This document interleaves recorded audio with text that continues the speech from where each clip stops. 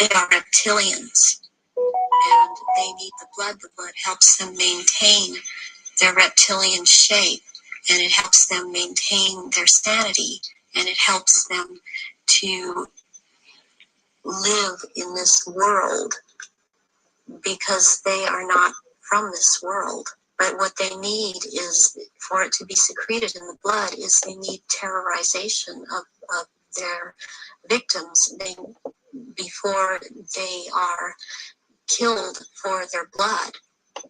And they have to terrorize them to get this to come out in the blood and be secreted in blood.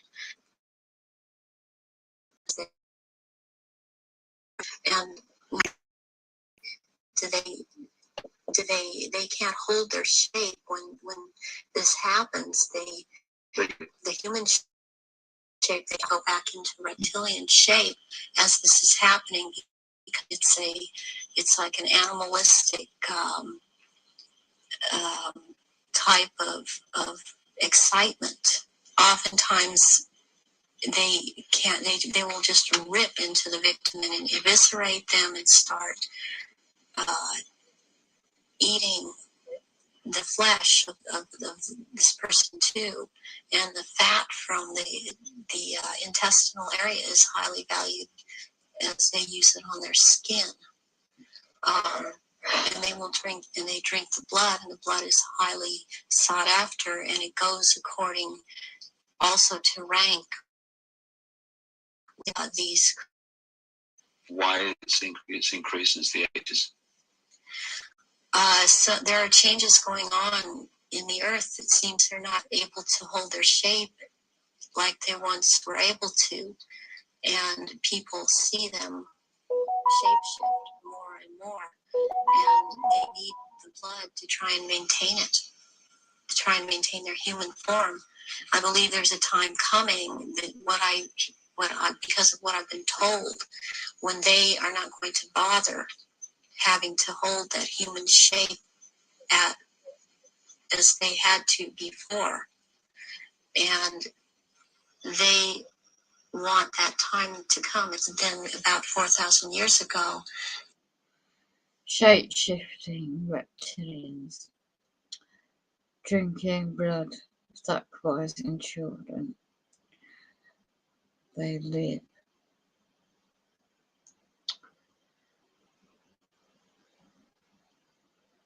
I'm playing the audio into some witness. The Aryan, or the reptilians, arrived here and again began to take over. And they instilled themselves in different places underground in the earth, and also this one part of them, the ruling part, took over and became involved in the politics and in religion, and started controlling through these means at that point in time. Reptilian, they come from another dimension. They actually they materialize from out of another dimension and are present at rituals, and they are so powerful, and their presence is there's such an evilness about them, and they want out of this other dimension. Old ones are called out, and they are what Christianity would have called the demons. Is this symbolism of the abyss anything to do with the fact that these reptilian demons of another dimension are somehow locked in a time-space prison, and they can't get out, and they can only get out when they're brought out in that way? Yes, they want out of that dimension. They have been thrown into that dimension, and they can't leave that dimension. And that's actually what the abyss is about, is being in a different dimension. It's like something to do with the fourth dimension. So take us through one of these rituals that you conducted at the highest level of this global brotherhood. What would happen? And then they have these children that they're kidnapping and bringing in other countries, and no one misses them because these are third world countries, and the children are They have the most energy, the purest energy. They're the highest form of sacrifice. They are used as actual blood sacrifices during these rituals because of, again, reptilians needing their blood. The blood will be gathered in a goblet and it will be dispersed among the reptilians. Are these rituals rare? I mean, how many are there that, say, go on a year? I mean, There is some. Of thousands of There are things happening every month of the year. What happens on the night of Halloween? That night is about the worship and homage to Satan, the great deceiver Satan, on that night on Halloween at this church. You've conducted them in Europe and the United States. Can we start with the United States?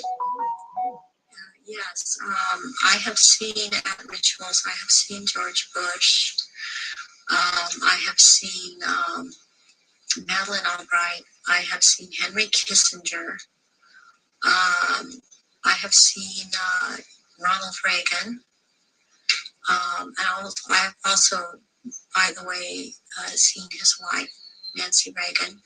I have seen Hillary Clinton before I knew she was Hillary Clinton. At the time, at these rituals. The other people that I have named and are, as I've seen shapeshift into reptilians, Jay Rockefeller, and he shapeshifts. These people seem to all be connected to the Illuminati. Gerald Ford, I have seen shapeshift. Dr. Joseph Mengele, who took me around to these rituals a lot of the time, was also a shapeshifter. There are people in the European countries that I've seen shapeshift and be involved. The Queen there, I've seen Princess Margaret there, I've seen Charles there. And they shapeshift. I have seen Tony Blair there, and he shapeshifts. They all have their quirks as to how they act, even in their reptilian form. Someone who's been talking about around this subject, and it seems to be popular right now. Who's that? This man by the last name of Sitchin. I've seen at rituals, and he is a shapeshifter. What do you remember about Zecharia Sitchin? Zecharia Sitchin was someone in the rituals attending the rituals who was not a major player in as far as the rituals went, but was someone that others present did not make remarks at or were very careful as to what they said around him. And he would be talking about doing away with people, persons that were in his way or were putting out information that he didn't feel that he wanted put out. He is very much a disinformer, and that is his job, to disinform about what is going on with the Illuminati and with the reptilians. He actually warned me off from investigating the reptilians, interestingly. There are eggs. It's like a nest of eggs kept down in that part where it's warm. It's very warm down there into this entrance. And these eggs are kept down there incubating. And they are the reptiles' eggs. What have you seen the royal family do, the Queen Mother, and the other people you've seen in the rituals? What have you seen them do? I've seen all of them drink human blood and consume human flesh, and they have their own goblets in which they have blood, and these goblets are encrusted with jewels. And they also have their own daggers, and that the dagger goes into the goblet. Wear these robes, but they don't wear anything underneath the robes, because what is going to happen, what the rituals are all about, they're going to shapeshift, and they can't have anything on under the robes. And there are orgy kind of things that go on at the rituals also. And, involving the royal family of Britain? Yes, involving the royal family of Britain, and the sacrifice and the eating of, consuming of sacrifice, and they are involved in that. You've seen them do that? Yes, I have seen them do that. People in Britain, listening to what you're saying, would obviously be staggered, I guess, anywhere in the world. But what would stagger them mostly is, in Britain, the Queen Mother has an image of being the nation's grandmother, the nice old lady, and good old Queen Mum, what a lovely lady. What's your experience of the Queen Mother? She is very cold in reality, and she is very cruel. He obviously, from what I see, enjoys consuming human flesh. It's sickening. Do they go into a different state in terms of age and strength and all these other attributes when they actually shapeshift? Yes, the human body that they choose to occupy or take when it was young, it ages, but when they take the reptilian form, these reptilians live hundreds of years. And so they have to have taken more than one human body to live in. A lot of them are much, much older, and I'm including the Queen Mother in this, older than people think that she is. She's been in more than one body, human form. And when the time comes, if it is time for her to go on, it has been chosen that it's known that she still has life for years to go. Again, she will be put into the body, the essence of her, and the reptilian form will go, or the essence of her will go into another body that is also has the ability to shapeshift into reptilian form. One of the pure reptilian human bloodlines. Yes. What happens when, take the Queen Mother as an example, what happens when they shapeshift? I mean, what do you see? You start to see changes happen, and they're happening so fast that it's almost, it's the closest thing that I've seen to it is what they're now doing with computer technology. It's just a literal transformation that happens very quickly, and they get taller and they get bigger, and they don't look at all as reptilians like they do as humans, and thus the wearing of the robes, because if they were in clothes, the clothes would be torn apart. So let's take the Queen Mother on this subject as an example. We recognize her as a frail old lady. What does she look like when she shapeshifts to these rituals? She looks like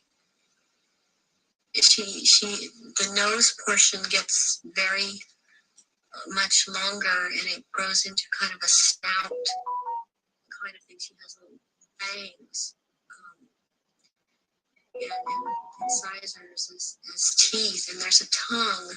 They all seem to have this kind of tongue when they're at this level. The tongue has a lot of long, hairy or pointed projections coming out of it. It's very long, and they have these. They don't have hands or feet. They have these claws, and they have scales, and also scales that seem to kind of disappear into one another. But it's more pronounced on the back. There seem to be lumps or protrusions coming from the head. There seem to be some kind of growth, appendages at where, on the back, and they seem folded, and not all of them have that. And there is a tail, and they a lot of times will keep the tail curled. And and I've seen her when she's very displeased with something, as I've seen other members like this.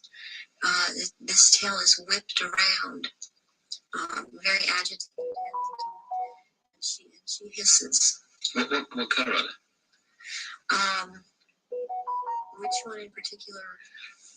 Take the Queen Mother as an example. She's kind of a beige color on the underside, and by the time you're going up around to the back and the tail and the top of the head and on top of the nose, snout, whatever, it's coming to a very they're dark speckles or large speckles of dark browns, and the eyes usually they're large. They look like they're very round, and they look like they're coming out of their sockets, and very protruding.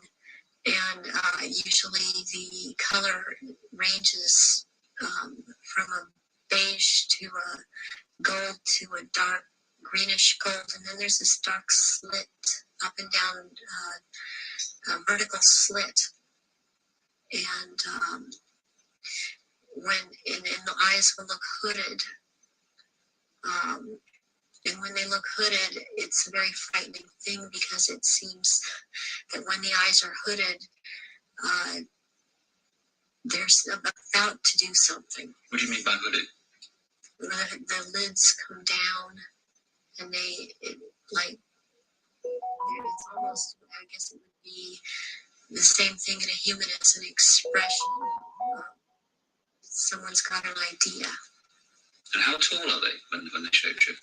They're just about 7 feet tall. Some are a little shorter.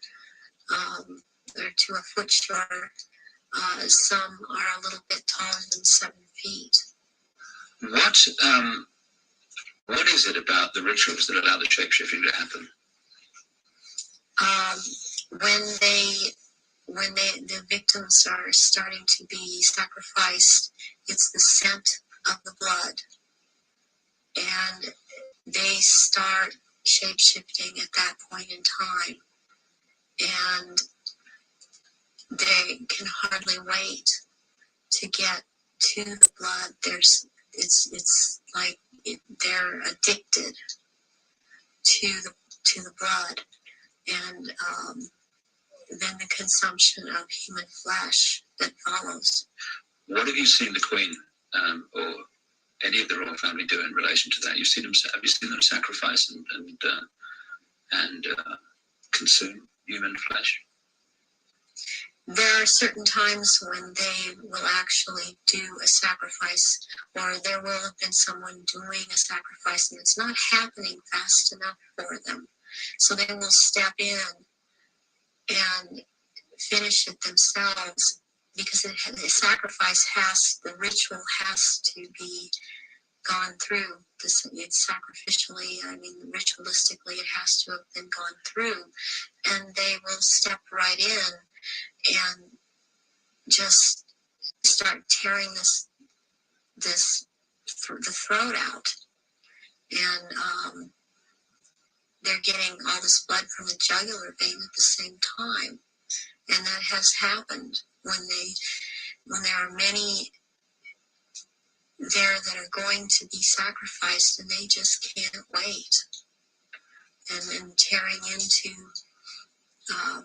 the contents of the abdomen and stomach of a victim afterwards. Who have you seen do that? I've seen the Queen Mother do that, and Prince Philip and Charles. I've seen Guy de Rothschild do this. It seems that I've seen it more among royalty or some so-called royalty do this than people that are not titled. They don't seem to.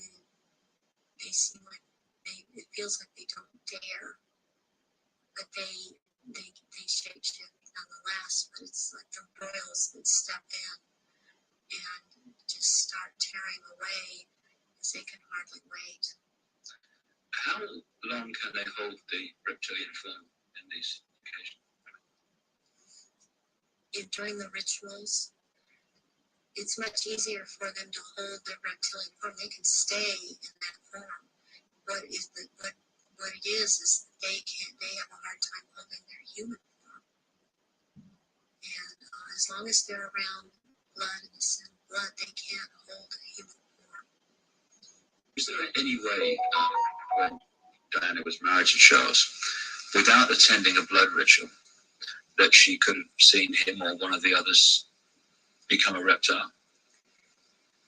They have a tendency when they're asleep to shapeshift, and they have to consciously hold their form, and when they're asleep, they have a tendency to not hold human form and to shapeshift into reptilian. That scent of blood would tend to cause a momentary shapeshift. One of the things I would like to do is to focus on our time, this time, as evident of the shift point in the halfway Earth evolution, of human evolution on Earth, in order to suggest that this is, we're sort of straddling the fence between the first half and the second half of evolution on Earth. In the first half, by and large, our primary task was to read the teleprompter, follow the cue cards of nature within which the blueprints of the gods were embedded with the help of some parental sovereign leaders as a dreaming, sleeping, sub-sovereign group soul, children of humanity. This is all changing. And with our enthusiasm and hubris of the rationalistic Enlightenment period, which Goethe sort of disparagingly called a revolution in a piss pot, a revolution in a potty can, much ado about something, almost nothing. We started to presume or assume that with the full development of the intellect, we had everything we needed to qualify ourselves for the first time as junior or incipient creator beings. And consequently, we are surrounded by the creations of the intellect, the synthesis of nature as an intellectual second nature. It's rapidly becoming obvious that we need something more than the intellect to become creator beings. We're more or less in the position of the rock star who trashed the hotel room after the concert. It was a good idea at the time, but now the bill. And we have to add the spiritual training, understanding, the communication and participation in spiritual worlds in order to work as creator beings or co-creators with matter. In esotericism, in Western esotericism, the first half of the Earth evolution is called the Mars Earth phase. The second half is called the Mercury phase. So in the Mars phase, we have the descending arc of spirit entering matter, sometimes called the fall. And it requires making space in matter for spirit. And we have to use our fight for the space, plant a flag at the top of a hill.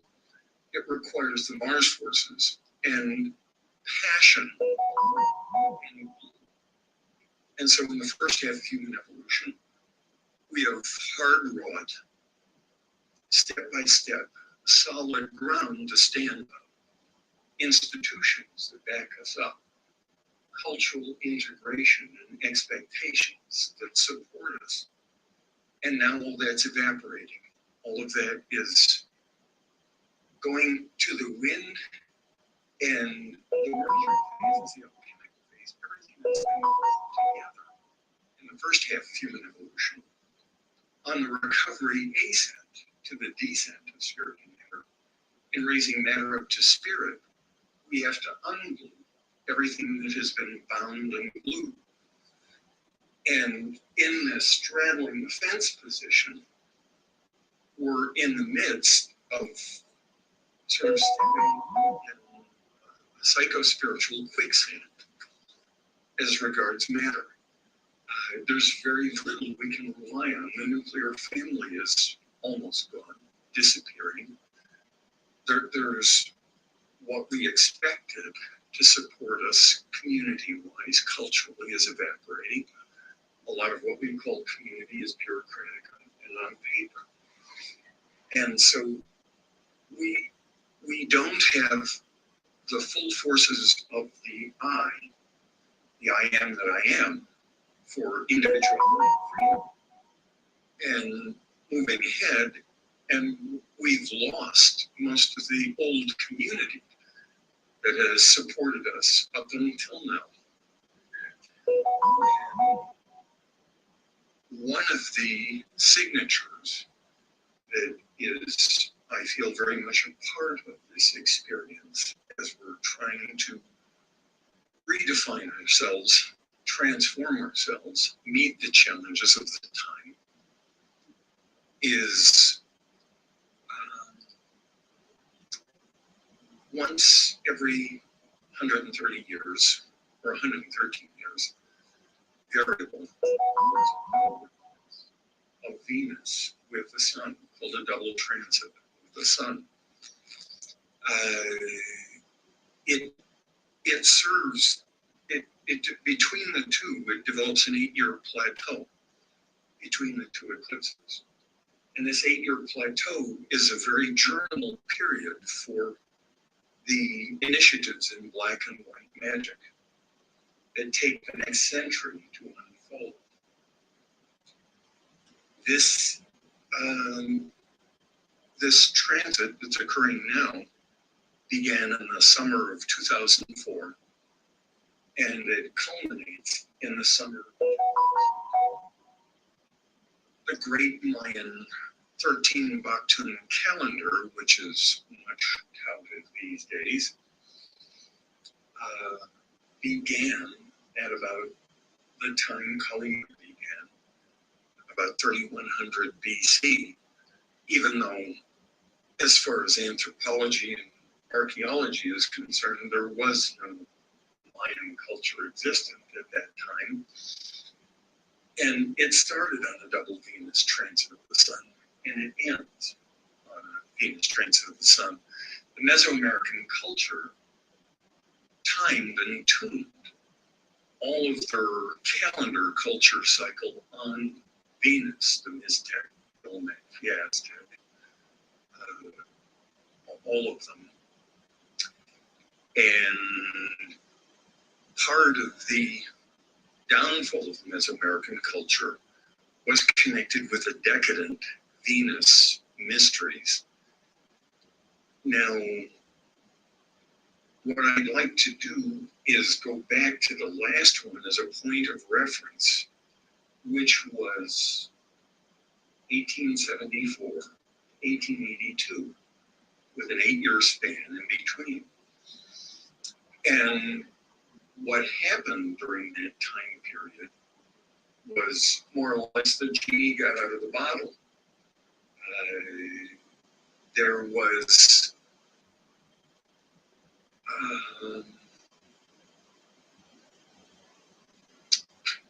you had Blavatsky coming over to New York and meeting Olcott.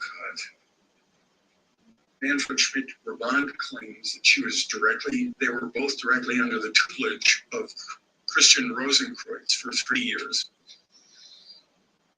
And then starting a Theosophical Society. Now, at the same time, Walt Whitman, or Ralph Waldo Emerson, his legacy had been picked up by Bronson Alcott and formed into the Concord School of Summer Philosophy for 10 years. And that was a tremendous Renaissance influence, which affected European philosophy across the sea. Mary Baker Eddy sent her initial manuscript by Bronson Alcott to see what he thought about it.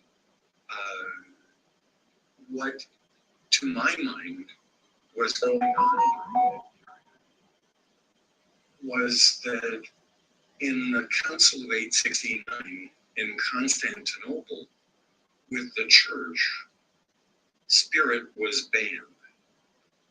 In the 11th canon of that council, they basically said, you may have body and soul, but spirit is to be if you do use it, it has to be theoretical, abstract, symbolic, or metaphorical. If you treat it as an autonomous real-time function, you're out. You cannot be in here. It was technically over a debate, argument with a character named Photius. And the church claimed he was trying to produce a dual soul. But the issue is much larger behind that. And that was the permanent separation of the Eastern Church from the point of that council. The Eastern Church took spirit and guarded it, developed it, and in the Western Church it became a heresy. And then shortly after, you had, especially around the 10th, 12th century, you had the tremendous emergence of dualism. You eliminated the Trinity and you lapsed into dualism, the heaven and hell, vertical dualism. And you had to pay your tithe and cover your bets in the mutable soul. That was not guaranteed. Then after that vertical dualism caught between heaven and hell, the scientific movement developed around the 14th century. And they slipped. They said, we're too smart for this stuff. We're not going to fall for this. But they created a horizontal dualism, a Cartesian split. The inner phenomena, the outer phenomena, nothing in between. The legacy of which we're still surrounded by today. And then, in this double Venus transit of 1874 to 1882, one of the things that happened was Wilhelm Wundt of the Leipzig School, who established the first experimental psychology laboratory in the world, declared in, I think, 1878 or 1879, right in the middle of that period, the human is a sophisticated animal. Shortly after De la Mettrie in France, it said the human is a machine. And Pavlov had been writing letters to contemporaries saying this term soul, this ambient, unqualified term soul, which is still lingering around the edges of science, makes a mess all over the lab table. We got to get rid of it. We got to clean up. We got to get focused here. And Wundt was the one who actually did it. And so he did to the soul what the Council of 869 did to the spirit. He said, if you treat the soul as an autonomous real-time function, you'll be out. You are not progressive. You are not, won't be quoted or cited. And he said, if you treat the soul, it's not helpful, but if you do, it's got to be theoretic, symbolic, metaphoric, and in actual science application, only in biofeedback experiment, blood rate, heart rate. And so that set the stage for the 20th century as far as the attack on the reduction and minimalization of the soul. A lot of people, if you talk to them today, were Baptist or Catholic or various forms of Christian, and even in other areas, if you ask them what is the soul, qualified, and describe what constitutes soul, and especially what would be the distinction between soul and spirit,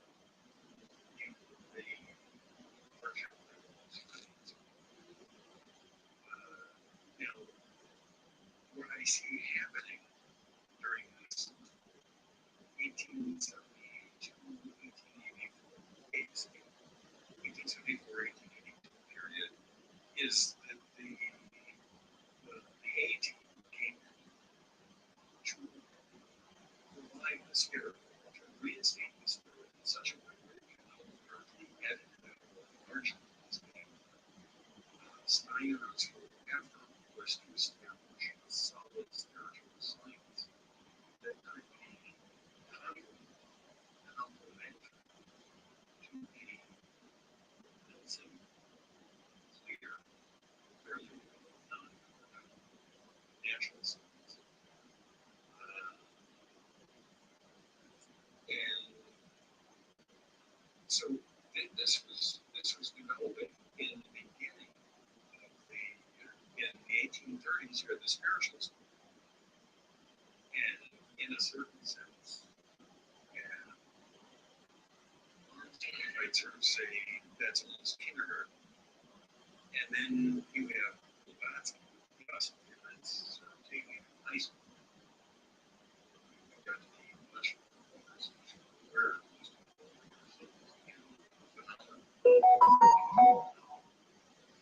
And in a certain way, Steiner perhaps taking it the next step to college. You know, if we're really going to understand and work with the spirit, these are some of the things we need to deal with. So now, one of the other things that was happening during that period is that it was the germination of commercial media. A lot of these things that existed before that 1874 period, but all the commercial breakthroughs came in that 8-year period. Breakthroughs in newspaper, telegraphy, radio, telephone, television. Movies were imagined before radio, but they were constructed afterward. But in the pivotal years, right in the middle of that period, where Steiner said that was the Michael event, where the Archangel Michael was advanced to the time spirit, for all human culture. It was the first electronic image was transmitted, which I would consider the birth point, the germinal point for TV movies as today. And what's happening now is all of that stuff, theosophy, anthroposophy, Thoreau, Emerson, that there were many Renaissance events happening at that time. It was sort of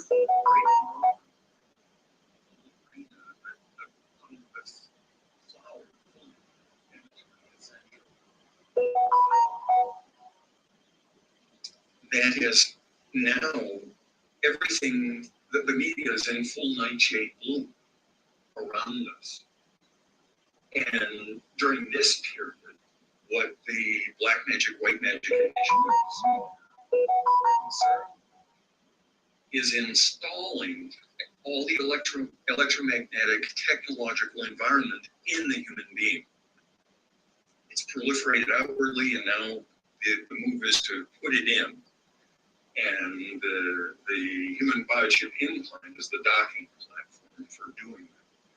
And of course, extending that, proliferating that objective, it becomes obvious.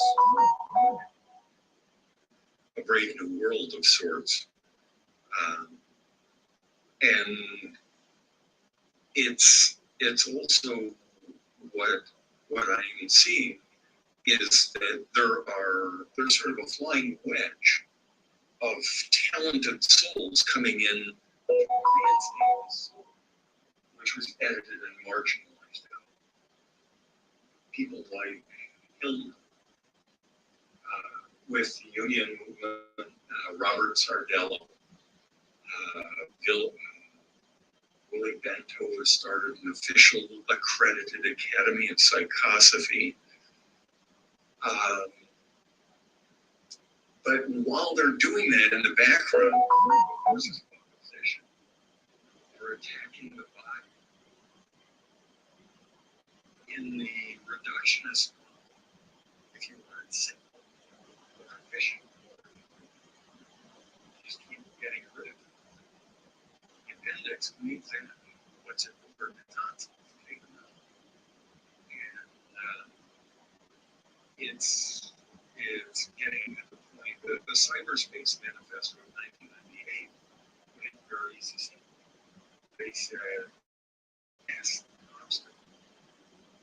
Electronic nanosecond network freedom is the body. And that's the technological overemphasis. I'm not recommending what I'm teaching. This is eroding the integration of the very foundations which needs to be built up. One of the most damaging forces for the body and soul is an arrhythmic life. One of the most health-giving, integrating forces is rhythmacy. And that's, we've all experienced how far that has gone out the window in a comparative sense over dealing with our grandparents, great-grandparents, parents. Us, our children emerging now, are very exposed to the whirlwind of arrhythmic life. What I would suggest is that in the current situation, I can go back and forth a bit to elaborate this, but in a certain sense, using broad strokes, the 20th century was the first public access to the Tree of Life mysteries. In the human individual, the personalized Tree of Life is the endocrine system,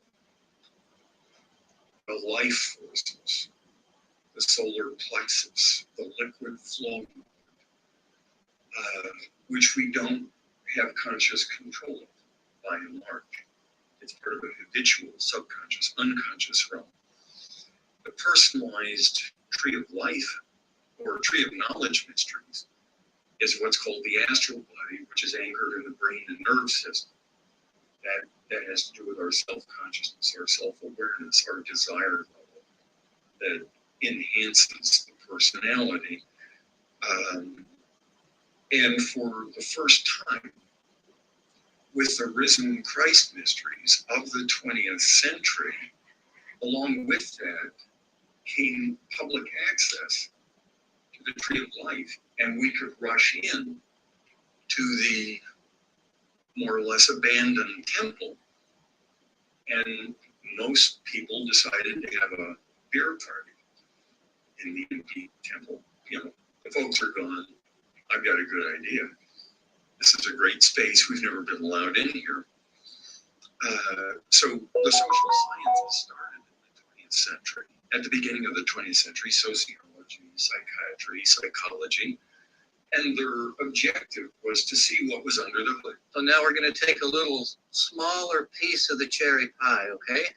Say yes. Okay, now how many of you believe in spirits? Raise your hand. Okay, how many of you don't believe in spirits? Raise your hand. Okay, good. So can my spirits talk to your spirits? I need your verbal permission. Okay. All right, the games will now officially begin. We're here in this place because of Madame Blavatsky. Does everyone know who she is? Okay, you're all clear, so I'm preaching to the choir on that. All right, what I wanted to bring in was some other things that would give you a clear focus on her. And there are two approaches. One is I'm interested in what they're saying, and the other is I'm interested in them. And when I read someone and I like what they're saying, eventually I get interested in them. So this remarkable creature, this Madame Blavatsky, who apparently was a woman of very great genius, was renowned, according to Steiner, who did not meet her but met Annie Besant later. He said Blavatsky was renowned for her devotion to the truth. Now, I know that she has been discredited a lot by people, and I'm always suspicious of people who make their career out of discrediting other people. Steiner said something very interesting. He said, wherever there is criticism, beneath there is hatred. In other words, if you can't be creative in what you say, then something else is happening. So we have a lot of debunkers now, but we don't have many bunkers. So I'm here to bunk Blavatsky. All right? Yeah, go team. So what did she do? Well, let's find out what happened before, because we are a living being, and that means what we do is we respond. People say, how are you? And we either say, give them the plastic, I'm fine, leave me alone, or we actually sit down and tell them my heart's breaking and I feel like crap. Okay. So it's one or the other, because we are responsible. Now, Blavatsky was no different. She was Russian royal blood, so she was very responsive. What was she responding to when she came to America? Well, the first thing she was responding to was spiritualism. Do you know what spiritualism was and is? Has everybody got a handle on that? If you have, raise your hand. And if you want a little blurb by me, raise your hand. I'll blurb a little. I studied spiritualism with a medium who was a certified reverend for about 4 months. So the residing kingdoms of spiritualism are Chesterfield and Lilydale, which are both spiritualist camps in America that still exist and still teach. The old blue-haired ladies are very strict, and they still get results. Now, what was happening is that spiritualism was experiencing something from about 1848 on with the Fox sisters. And what happened with the Fox sisters up in New York is people would sit in the room and they'd talk to spirits. And the spirits would talk back, and they'd hear rapping on the wall or in the fireplace, or the lampshade would lift up and down, or there would be noises, or one would hear voices.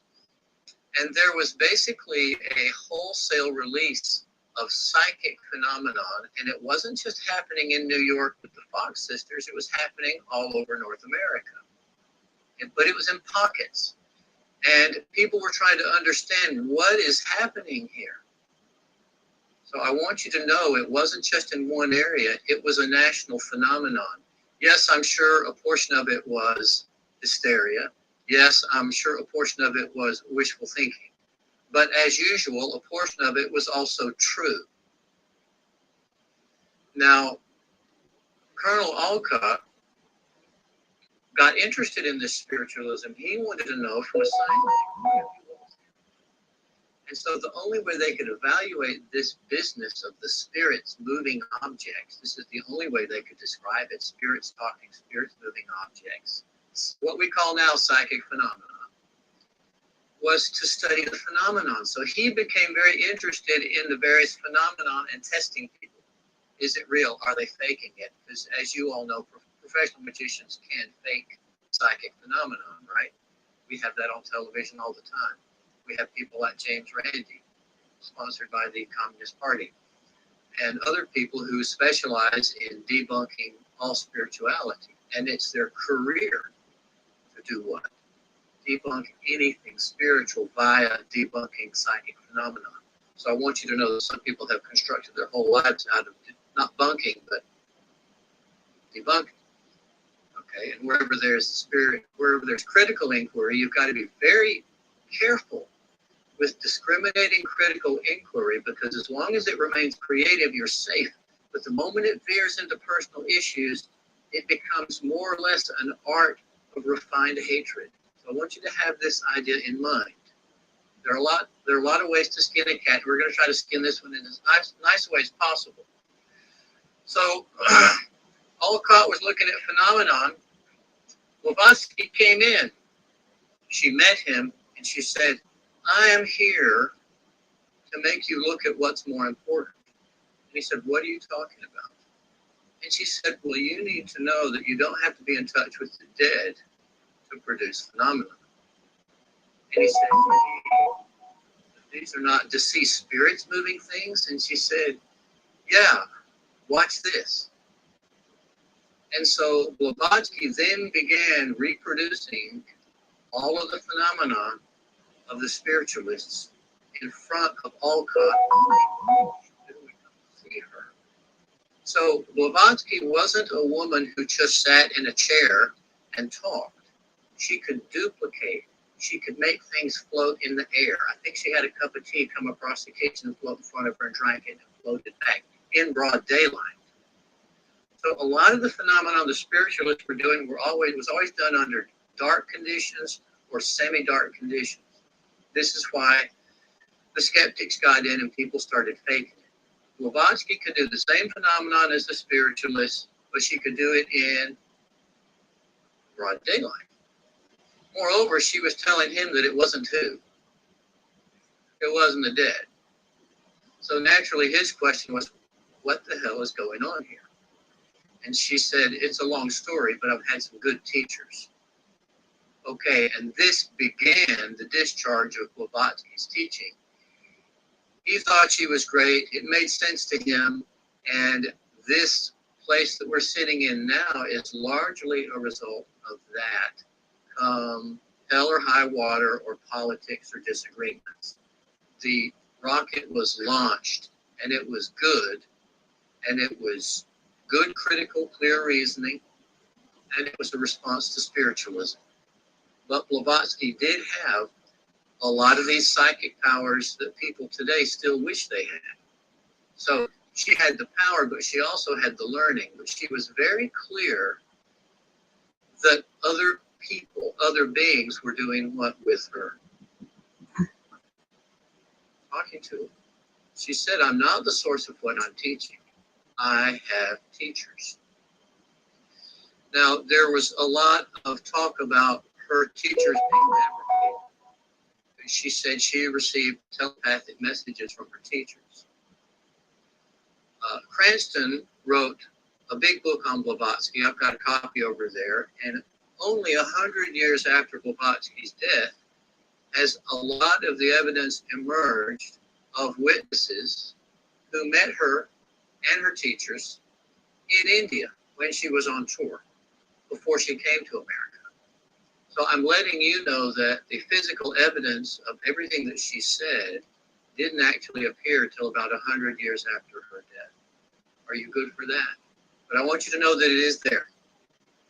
But they didn't have access to it when she was active because she was an extremely private woman. And she wasn't interested in trying to prove things to the public. She was trying specifically to get the teaching of Theosophy out. You understand? So she was very much directed toward a bullseye, and what happened on the periphery, she was trying not to be distracted. So after she duplicated this phenomenon with Alcott and other people, she began to try to wean them off of exciting things. I have to tell you this story. There was a gathering in one of the salons, and there was a skeptical woman in the room, and someone asked Madame Blavatsky if she could reproduce the banging and popping noises in the walls of the house. And she said, who wants to know? And there was this lady in the back who raised her hand, and she said, I can reproduce this phenomenon. And suddenly there was a loud bang, and the woman's eyes got real big because Blavatsky had popped one of the fillings in her teeth. And she ran out. And Blavatsky burst out laughing and said something like, well, she wasn't expecting that, was she? So I want you to know the woman met the confrontation head on. So she made her impression, and then she began her teaching. Now, what was downloaded through her and the teachers she had been with in Asia and Russia is particularly interesting because the Russian Orthodox Church, as Brian mentioned, they maintained within their theology a concept of the Spirit that the Catholics had done what? Got rid of. So she was raised in that environment. Moreover, when she was a child, she went up to the mouth of the Volga River with her family and visited one of the most remote communities of Buddhists in the world. And there's a whole Russian community of Buddhists at the mouth of the Volga River. They practice pure Buddhism. And they had come over from Mongolia, I think 500 years before or something. And so she was exposed to other religions as a child. And she had resources. She had a wealthy family, so she traveled extensively.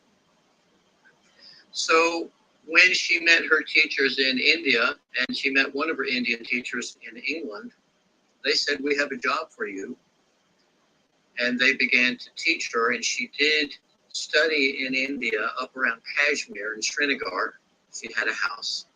And in a lot of other places, the evidence is pretty plain. She was one of the few white women that traveled extensively throughout India and Tibet, besides Alexandra David Neal, the French woman. Blavatsky dressed as a man, she said, most of the time. And as I said, later witnesses came forward having recalled seeing her there, people who lived there. So we know she really did it. She got the learning. Plus she had the background. Plus she had the scientific ability. Got a picture? Yeah. So she began writing, and what she began writing seems to have been as though someone got the compiled teachings of Asia and put them on the her head. What was the text I told you turned out to be a translation of She translated what text from the DC design. The stanzas of design, you need to realize that. As a student of Tibetan Buddhism, I'm familiar, there are two sets of commentaries. One is called the Tangur and the other is called the Kangur. And apparently she had gotten hold of, I think it's the Kangur. You have to realize this is hundreds of volumes. And somehow she had managed to begin downloading this. I mean, just downloading it. You can't possibly memorize 150 volumes. And she said, I'm not writing this. It's just coming through me, but it's good stuff.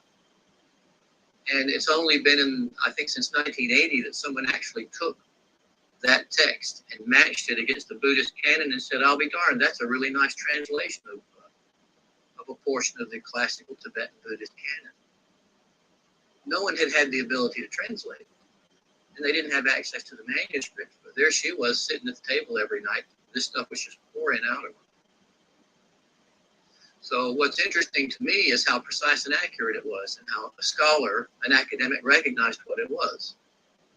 So Blavatsky became this terrific download of teachings, and most of it she described as Buddhism without the trappings, but specifically Tibetan Buddhism without the trappings. And this is important because the Tibetans had access to a lot of wisdom that predated Buddhism.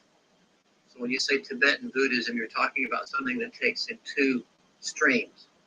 You understand? Just say, yeah. Okay, good. I want to be sure that you're awake. Shuffle your feet, wiggle your shoulders.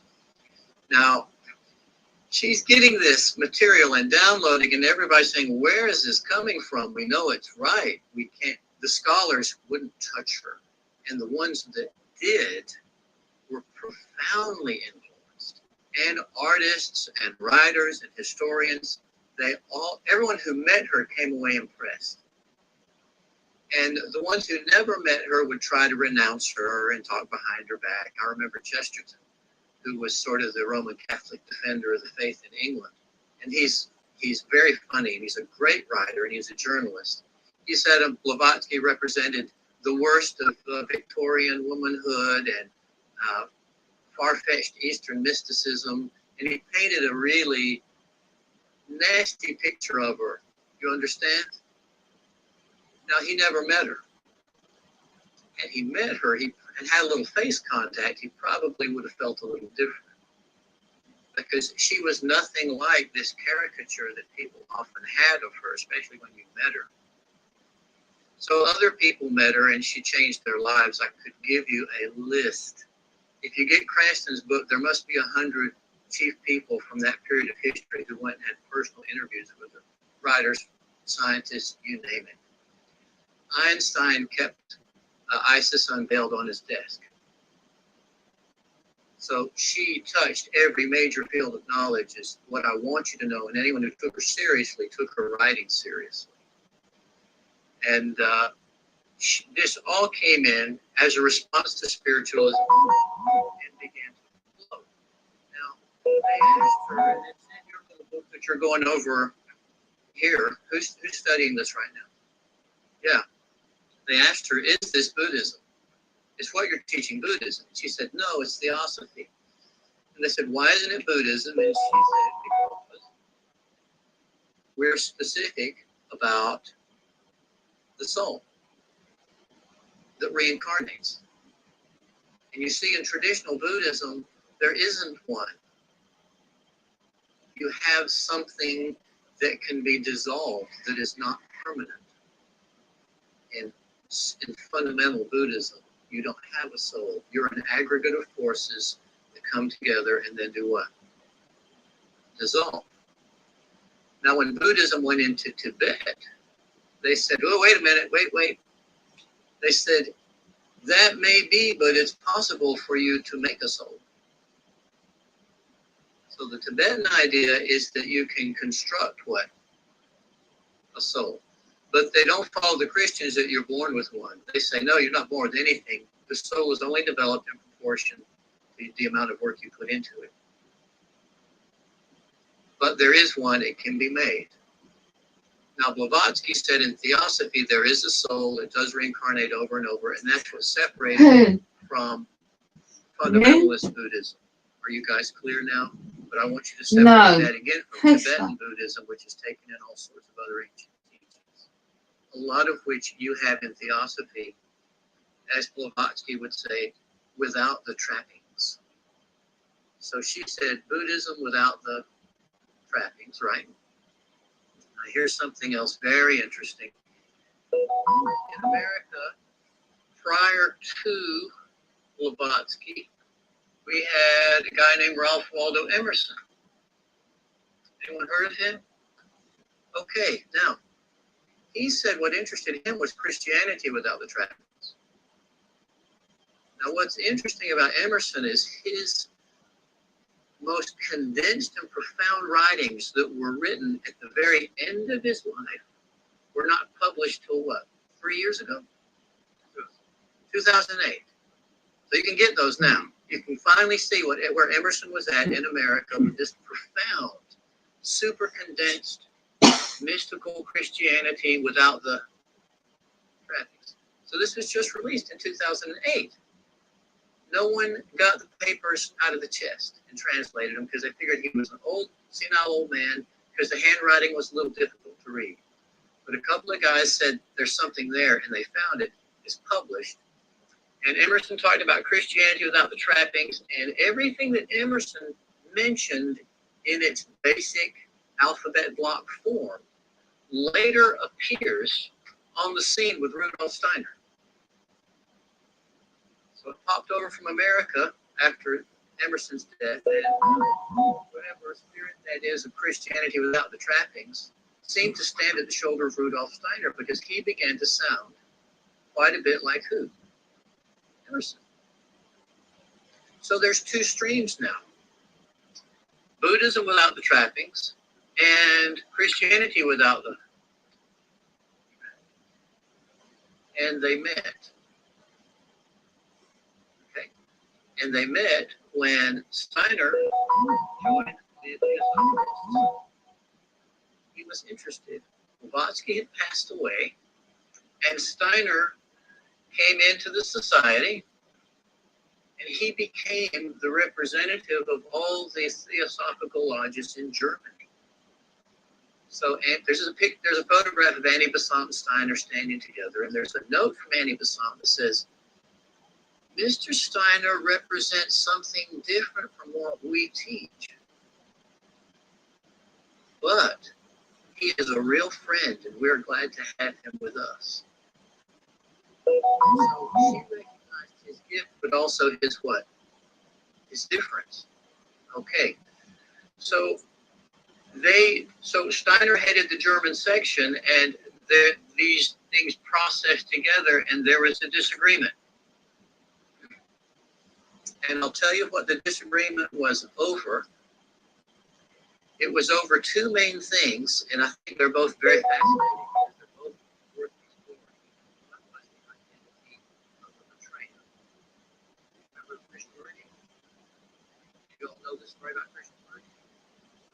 Okay, well, just to give you clip notes, Besant and others in the Theosophical Society had discovered this young genius in India named Krishnamurti, later called Krishnamurti. And they said, he is the return of Christ. Now Steiner, who was coming in with Christianity without the trapping, he said, I don't think so. So the disagreement was over the identity. So that was a big deal because Steiner said, what I've researched, Christ doesn't need to come back again in the body. And that's a whole other very rich discussion about where is right, what to do, especially in light of where Christianity is. Steiner said he's here, and it's unavoidable, and the contest is pay attention to where he is, not looking back. This is the biggest battle we have as people in modern time, is the battle of the mind. And what we're deprived of through the mass media is the ability to concentrate, to pay attention. So Steiner, his first spiritual exercise to his students was an exercise of concentration. He said, this is going to get harder because technology is coming, machinery is coming, TV is coming, media is coming, propaganda is coming. You're going to have to learn to concentrate because you are going to be just torn to shreds by all of the distractions you're going to be provided with. Does this make sense to you? So this is where Steiner was coming in. Now, he also said this. As he came in, he said,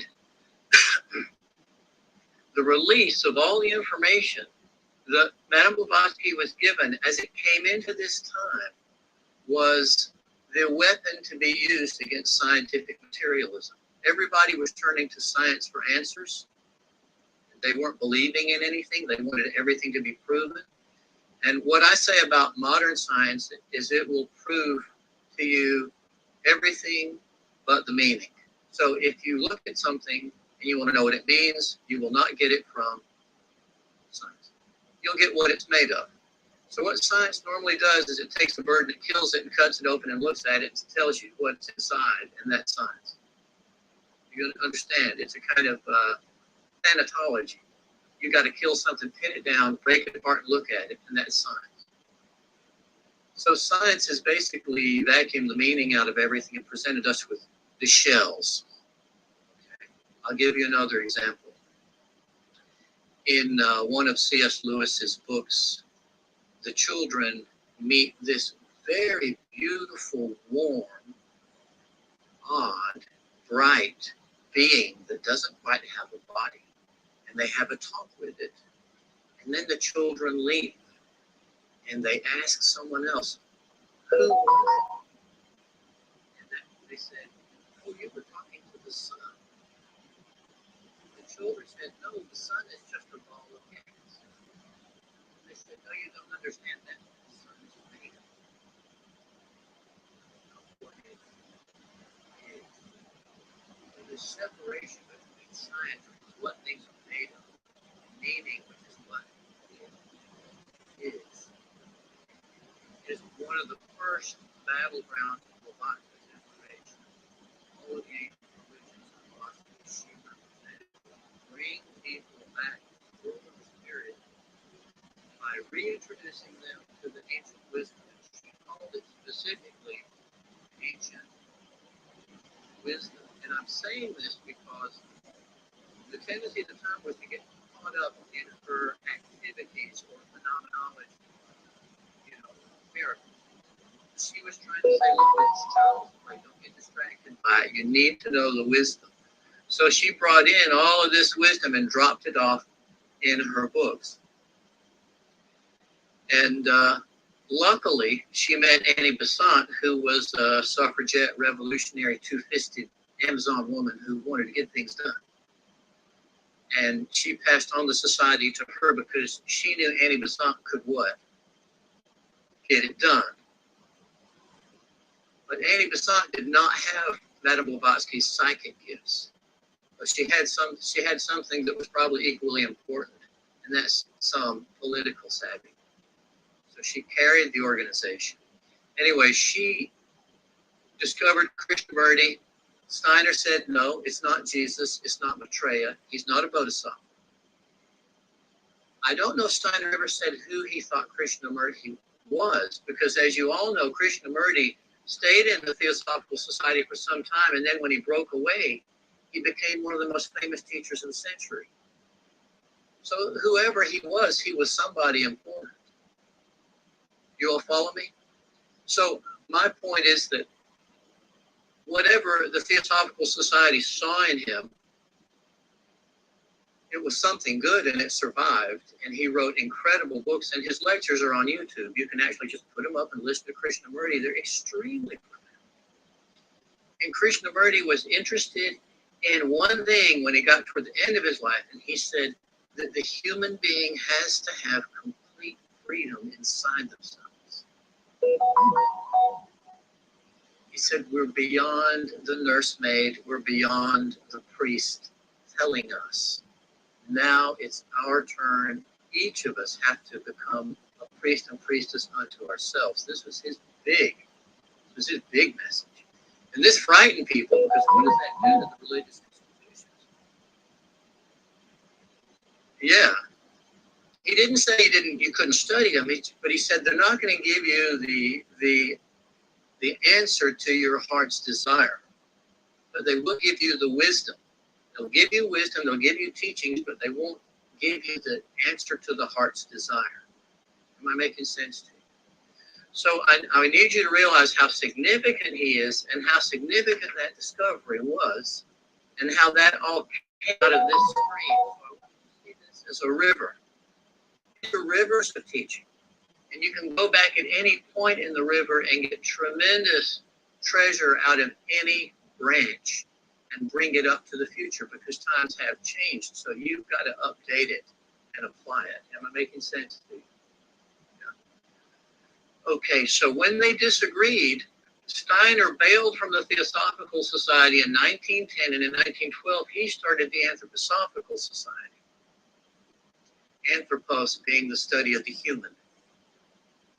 Now, Theosophy continued, so I want you to see that all the Asian streams and everything that Blavatsky put on the launch pad continued to influence art, science, and culture, particularly in America, and a lot of times behind the scenes.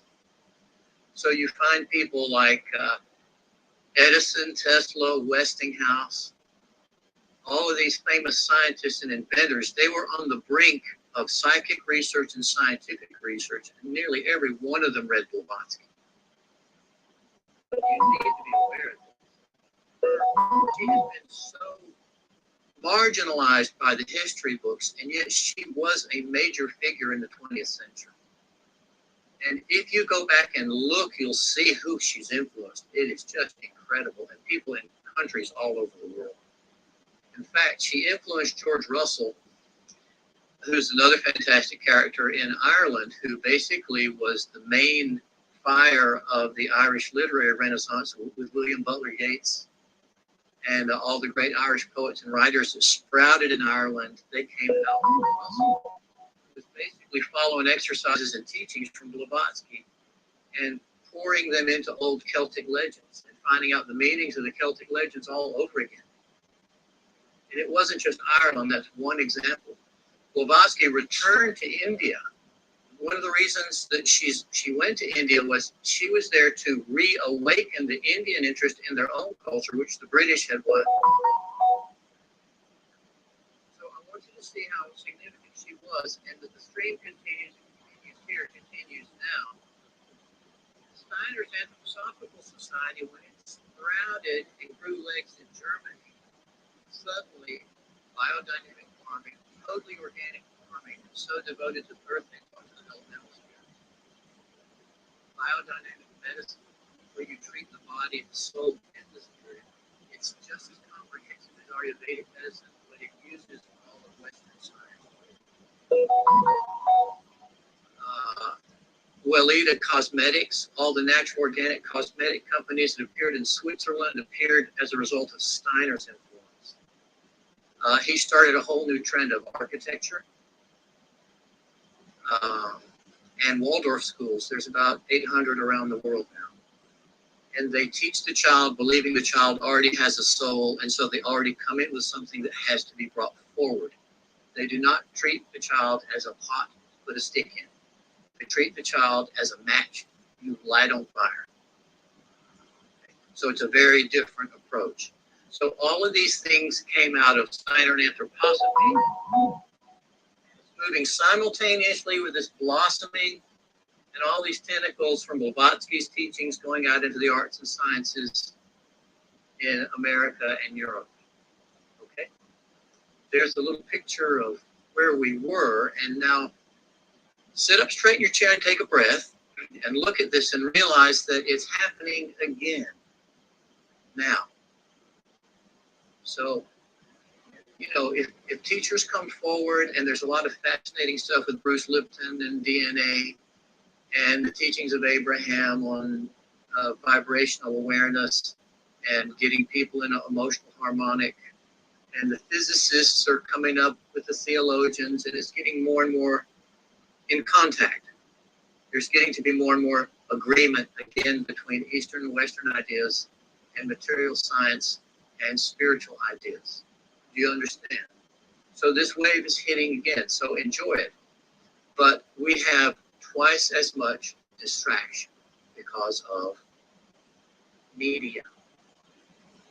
So the war for your body, soul, and spirit is largely between your ability to concentrate on what's important for you alone and what the forces outside want you to look at. Does this make sense to you? That's essentially the next stage of black magic versus white magic is, do you want a mind of your own or do you want someone else to run it? This is where we are. And I'm sure some of you talk to people every day and you wonder, where's their mind at?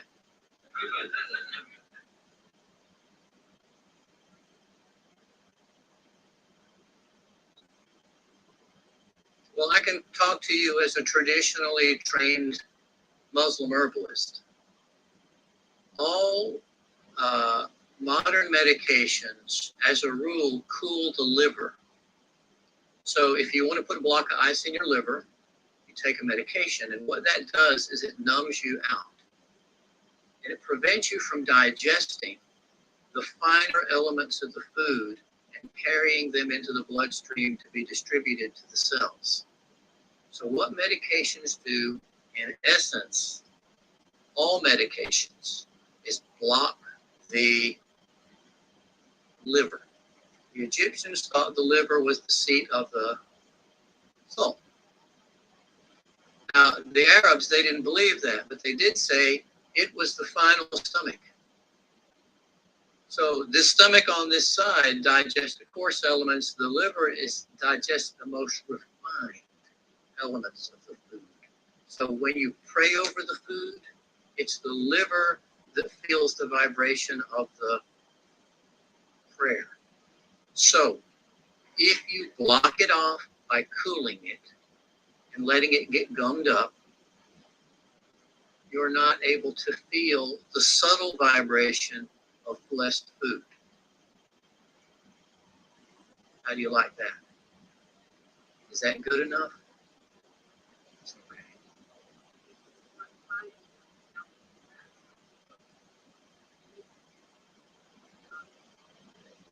Yeah, it's a question. It's a question. So she's asked me what the cure is for depression, and you watch the news on TV, and you really need a cure, don't you? Some people go to the horror movies. Some people go to horror movies. I'm interested in watching how much more horror there is on television. Because I'm thinking people really want to see heads come off and blood go everywhere. And the anticipation, the nervous anxiety of a horror movie. I'm thinking, what is it? What are they trying to do? What are they trying to do to themselves? Look, wherever there's a response, there's a need. So if someone needs to be scared to death, it tells me that they're not feeling enough. And then the other question is, why are they not feeling enough? Something is, they've lost the ability to feel, so they've got to be shocked. So what is happening in this picture? Yeah. Well, it's like the soul has a callus. You shock, and eventually the person's unshockable, so you have to raise the level of the shock to impress them. This is an odd time to live because you don't see much about good fathers. And women are always fighting. Think about it. The dominant theme for a woman these days is fighting. Fighting men, fighting a job, fighting stupidity. Of course, the man is not present, or he's a dick, or he's a fool. That's pretty much the media presentation, and heroes are only superheroes. There's not a human hero. So what's happened is the role of the father has been erased. The mother's forced to be two, and there's no hero present except one that's not possible. Is this making sense to you? So how does it make you feel? Helpless. Now, if a child is helpless, they will run to you. So if you're helpless, who are you going to run to? Yeah. So I encourage you to find out who that self is that you're going to run to. There's one there, but you're going to have to get the, whatever that is you use on your feet to get the calluses off the feet. you got to get that on your soul and polish things up a bit. You will have to go in. It's not out per se. Okay, go ahead. That's fine. Thanks, folks. Terms of initiation. Initiation can sound quasi romantic, but functional terms that involve life and death issues. Your failing initiation could, in many instances, forfeit your life. You had to face the abyss without any props or narrow props. And at this time, Western science has dedicated a lot of its efforts to penetrating the 9 layers of the Now, the biological pyramid has one of the reproductive system uterus, a 9-layer organism that is an antenna for the 9 layers of the earth. The 9-layer uterus is also part of that picture. Those 9 layers that he's talking about that are inside our planet are also inside us. So the planet's a big tuning fork and you're a little tuning fork and you're both vibrating together. So when he's talking about going into the 9 layers of the inner earth, he's talking about your subconscious, what Freud called the subconscious, parts of the psyche that are dark, things about yourself you don't understand, unpleasant manifestations. Okay, so when you're saying 9 layers, one of the more recent models that may be of use is the Enneagram. You know the Enneagram? 9 components of the personality, the 9 masks, in which you rotate from one to the next. Even if you don't know the Enneagram, you're familiar with the 4-element theory of the Greeks. Earth, fire. Some people are earth, some people are wind, right? So there's temperaments.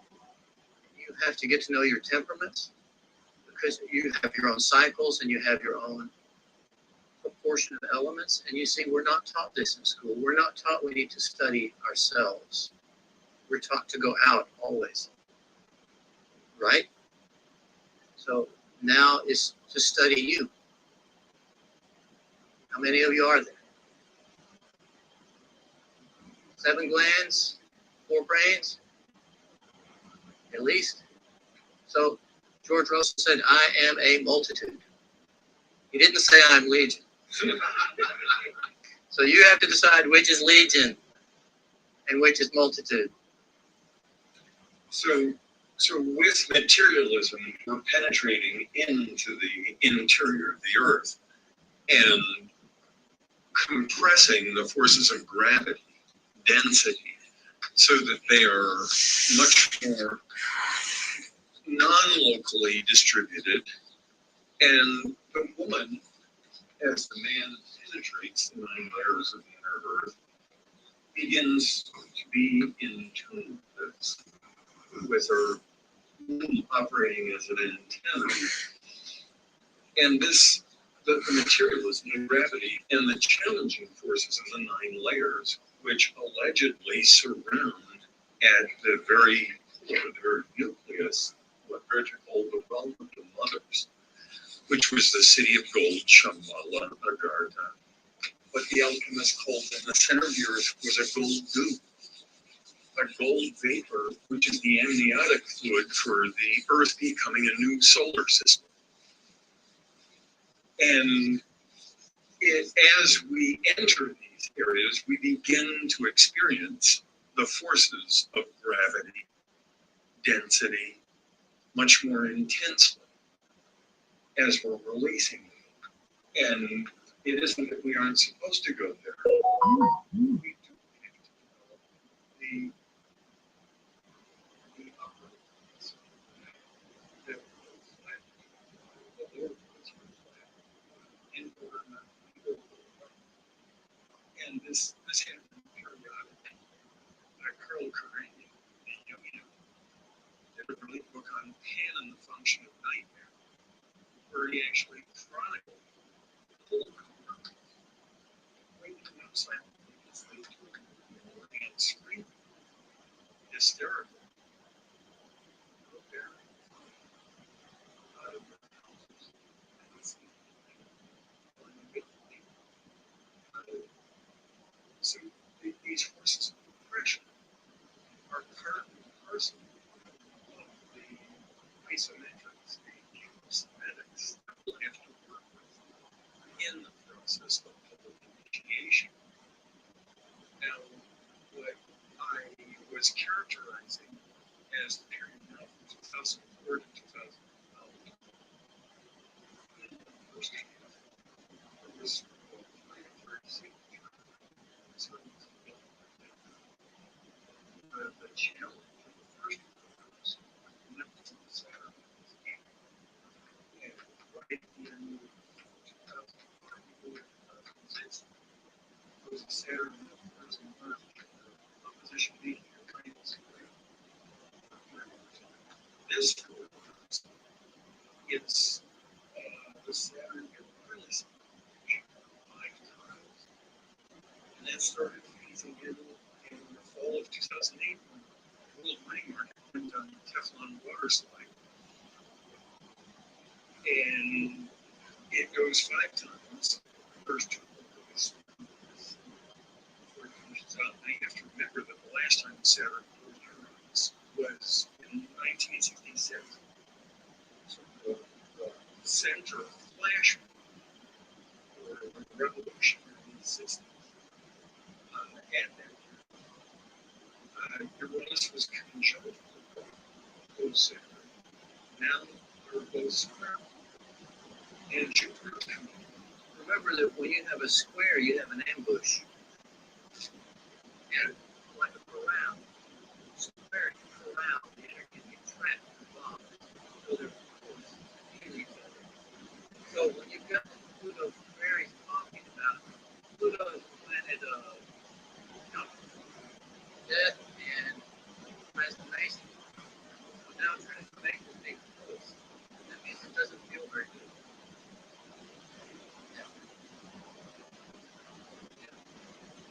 Yeah, and it's right on time. Astrologically, the healthcare planets, this big, they seem to.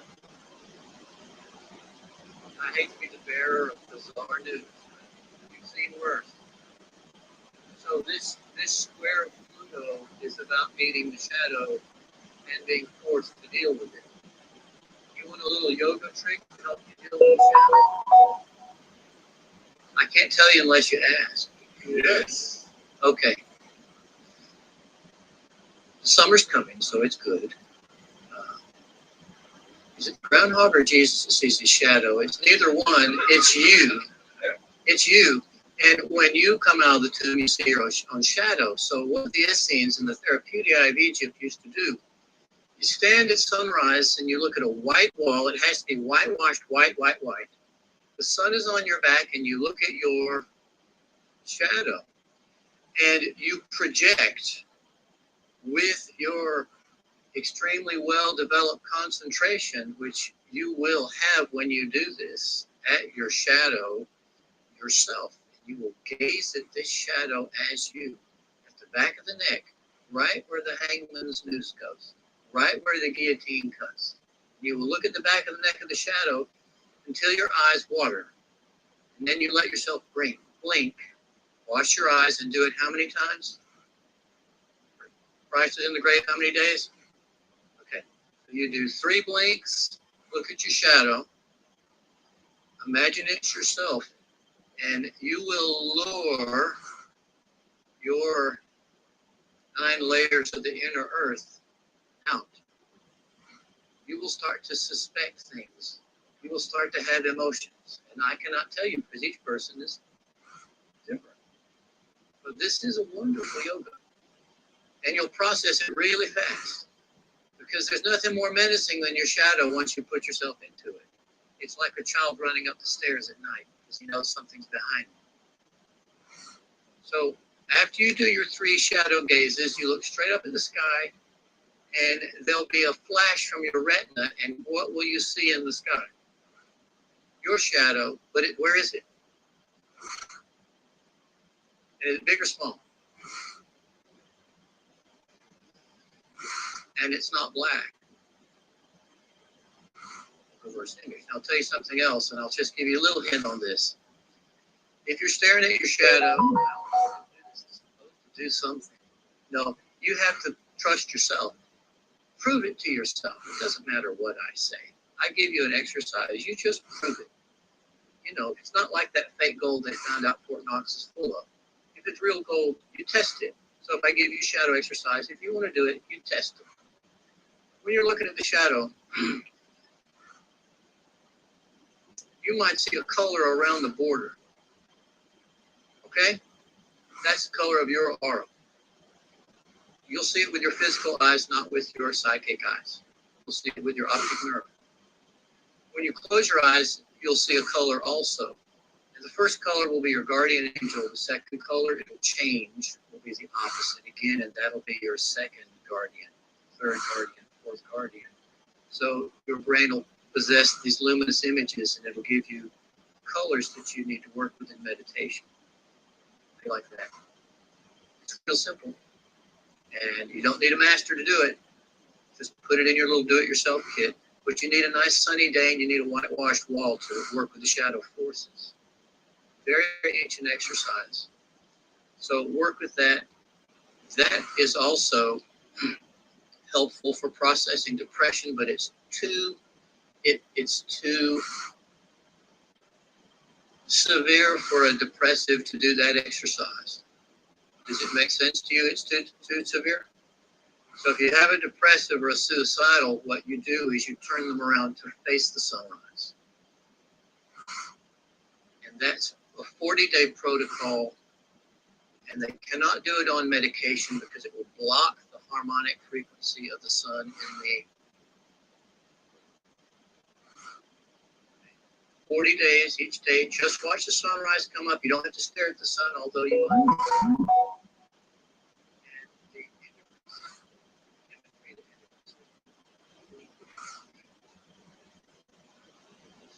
Days?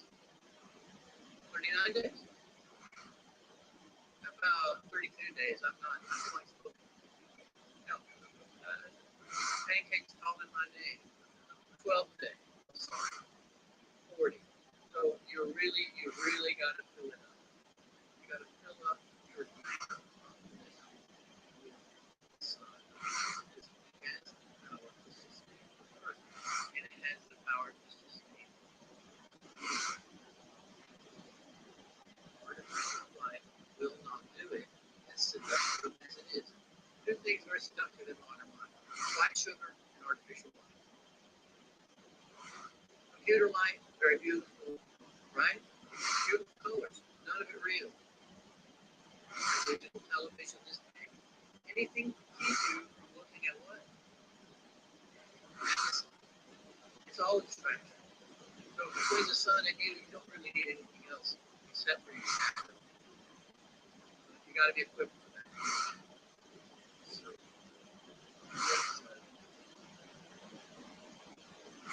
The descendant master distractor factor. I find it seems, and seeming as such, that particularly over the last 6 or so years, that during this public initiation period, everyone is in principle experiencing this Christ, which isn't fun, which isn't pretty. You had to strip to core in order to tune in to carry the entire macrocosmic within the human body. And that as the etheric forces and the tree of light are loosened, are opened up, are being quickened, energized in the whole core of the earth, time is accelerating. It's not a relative phenomenon. You can actually put a good historical function of that in Time Wars by Jeremy Rifkin, that we are functionally changing the tuning forks that we use to put ourselves in line as far as time measurement. And a number of people have begun to experience living a number of lifetimes in one lifetime. Things get faster and faster, and more interpenetrating, more intense, and it's never been slow. It's just exponentially leapfrogging. And those of us who can orient or develop the stable state physics of the soul will be able to navigate those new energies and map them, and in the process be able to emulate the miracles of the masters and Jesus, as it were. We will be able to enact the full ability of our higher self and bring it in as creators. Those of us who integrate the spirit with these things will go into conservation, and in doing so will opt for security. In other words, if you can't deal with it, you'll get a healthcare plan. And in other words, the need, you will feel the need because of the pace of life. People feel the need to be taken care of. Up to them, that makes sense to you. So that is real. You're not imagining it. Okay, you're fine. That is how you're going to feel because of what he's described. The question for you is, how do you choose to deal with it? Do you run to someone that help you, or do you run to a government or authority figure, or do you go inward and try to find a solution inward? There's two different ways to do it. And if you never grew up, you never were initiated, and we have a nation of men who have never been initiated. There's no rites of passage. It's not like this. No. Some of these countries like Africa, where men are initiated. We have a nation of adults who never faced death. A lot of them never been hungry a day in their life. You've got to realize these are the people who may be 60 on the outside and 4 on the inside. And so they're going to start saying, where'd the money go? What happened? Somebody get me out of this. Help. I need a ticket. They want to be rescued. They want to be loved. You understand? It's because there's a particular missing element in the society. And that means that older people have to be initiated, but they're going to stay so long. Which is fine. I mean, if you believe in reincarnation, that's how you get it by anything, right? But I'm just telling you that the stress you feel when he's saying it, what he knows, is a real thing.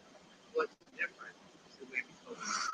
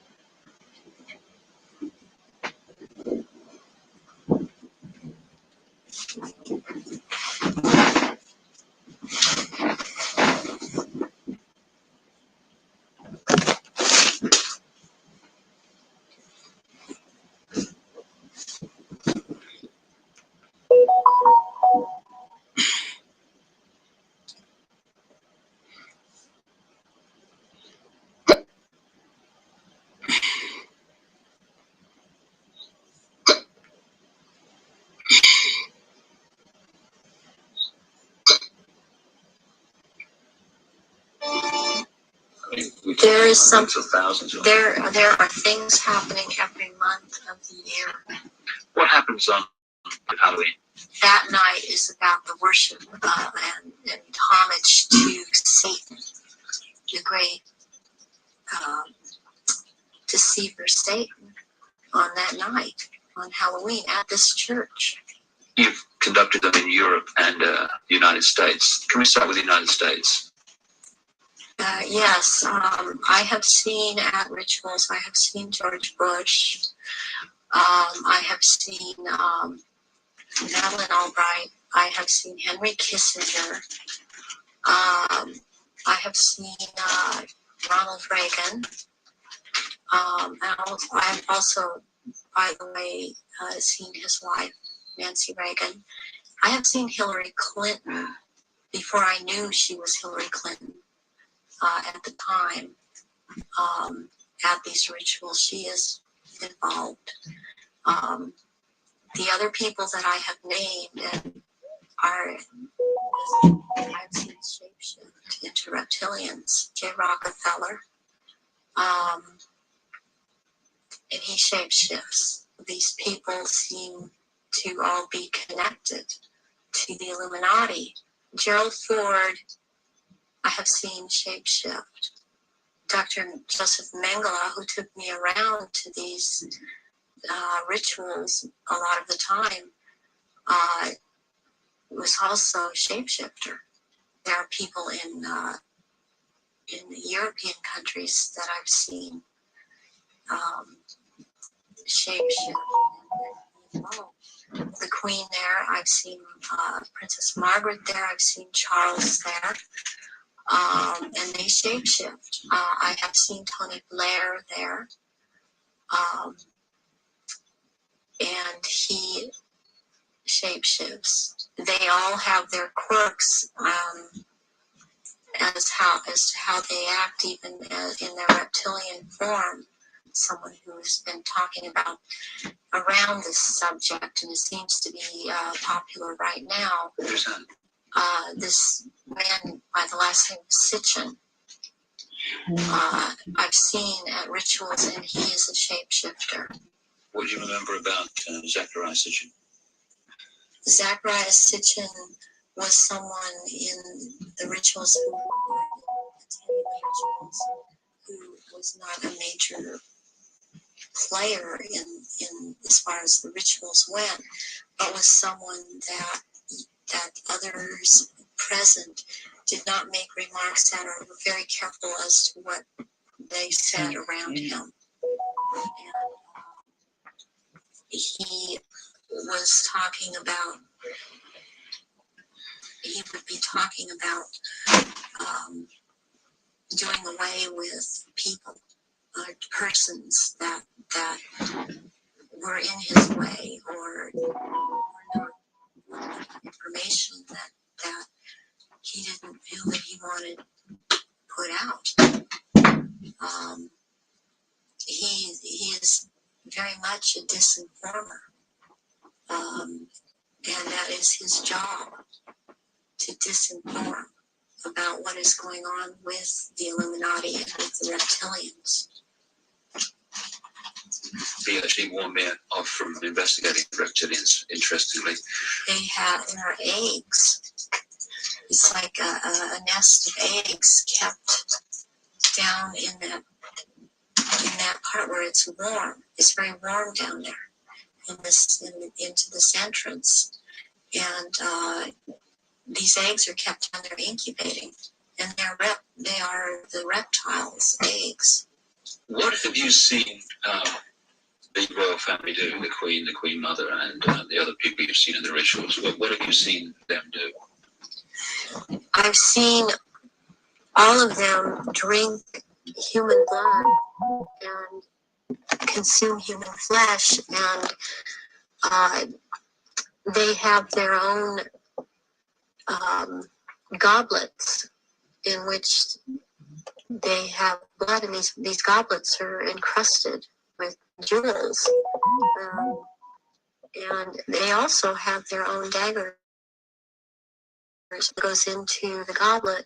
Wear these robes, but they don't wear anything underneath the robes, because what is going to happen, what the rituals are all about, they're going to shapeshift, and they can't have anything on under the robes.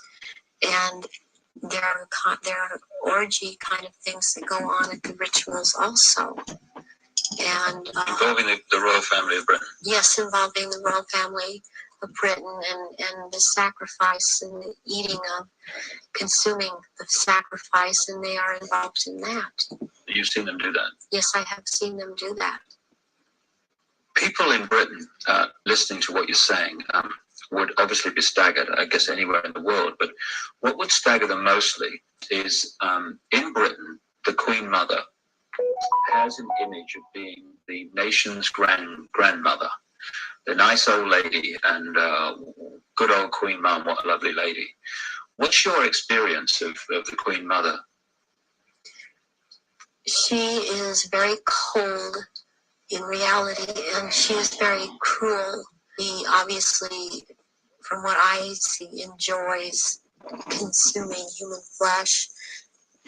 It's sickening. Do they go into a different state in terms of age and strength and all these other attributes when they actually shapeshift? Yes, the human body that they choose to occupy or take when it was young, it ages. But when they take the reptilian form, these reptilians live hundreds of years. And so they have to have taken more than one human body to live in. A lot of them are much, much older, and I'm including the Queen Mother in this, older than people think that she is. She's been in more than one body, human form. And when the time comes, if it is time for her to go on, and it's been chosen that she still has, it's known that she still has life or years to go, again, she will be put into the body, the essence of her, and the reptilian form will go, or the essence of her will go into another body that is also has the ability to shapeshift into reptilian form.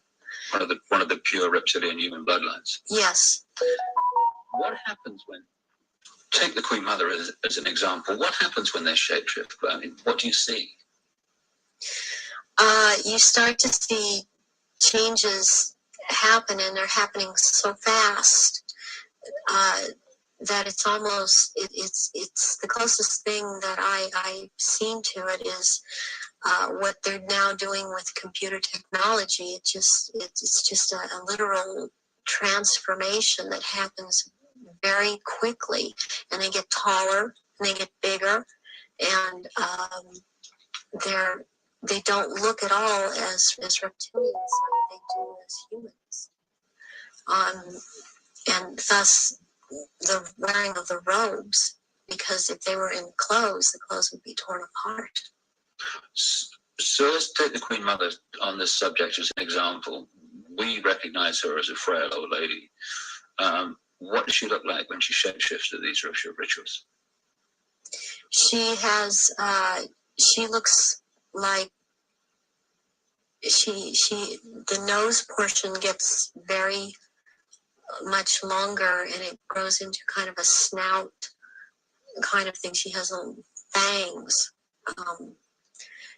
and incisors as teeth, and there's a tongue.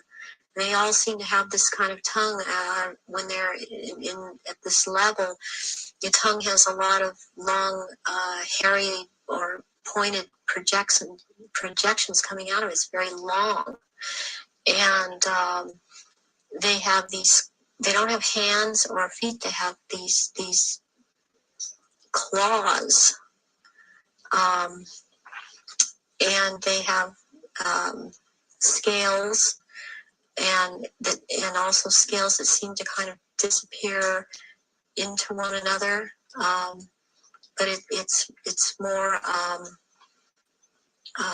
pronounced on the back. There seem to be lumps or protrusions coming from the head. There seem to be some kind of growth appendages at where, on the back, and they seem folded, and not all of them have that. And there is a tail, and they a lot of times will keep the tail curled. And when I've seen her when she's very displeased with something, as I've seen other members like this, this tail is whipped around, very agitated, and they do, and she hisses. What color are they? Which one in particular? Let's take the Queen Mother as an example. She's kind of a beige color on the underside, and by the time you're going up around to the back and the tail and the top of the head and on top of the nose, snout, whatever, it's coming to a very they're dark speckles or large speckles of dark browns, and the eyes usually they're large. They look like they're very round, and they look like they're coming out of their sockets, and very protruding. And usually the color ranges from a beige to a gold to a dark greenish gold, and then there's this dark slit up and down, a vertical slit, and and the eyes will look hooded, and when they look hooded, it's a very frightening thing, because it seems that when the eyes are hooded, they're about to do something. What do you mean by hooded? The lids come down, and it's almost, I guess it would be the same thing in a human as an expression of someone's got an idea. And how tall are they when they shapeshift?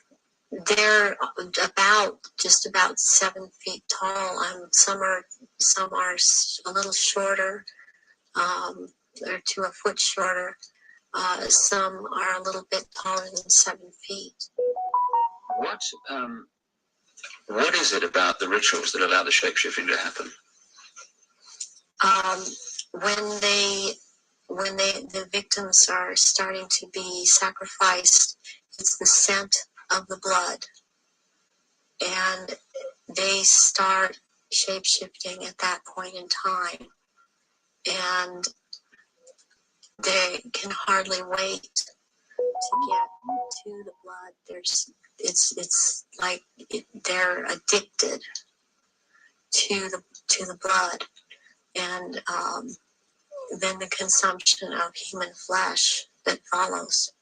What have you seen the Queen or any of the royal family do in relation to that? Have you seen them sacrifice and consume human flesh?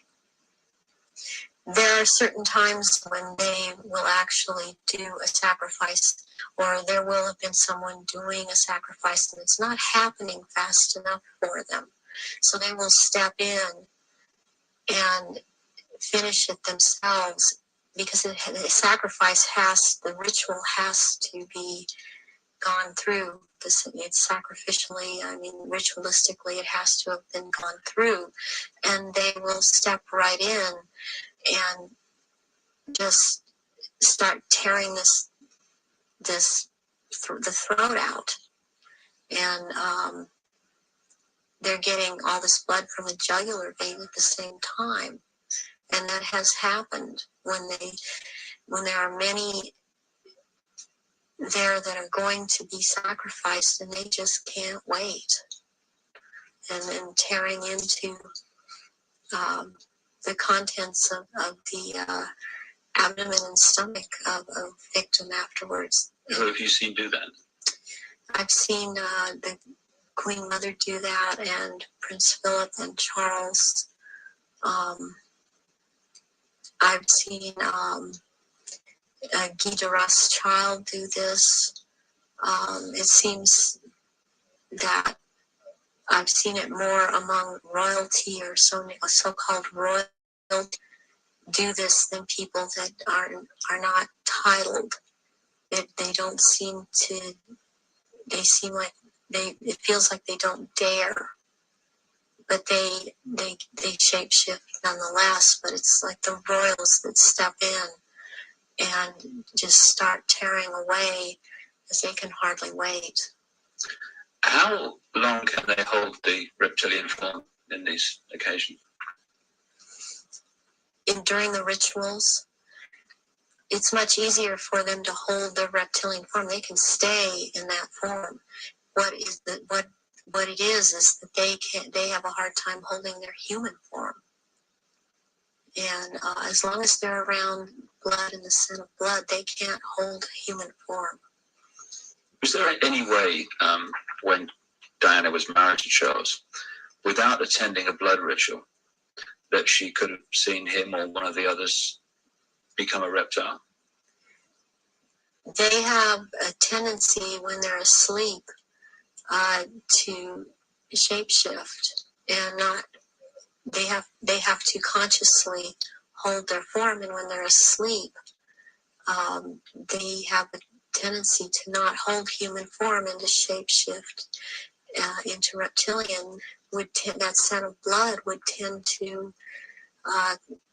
cause a momentary shapeshift.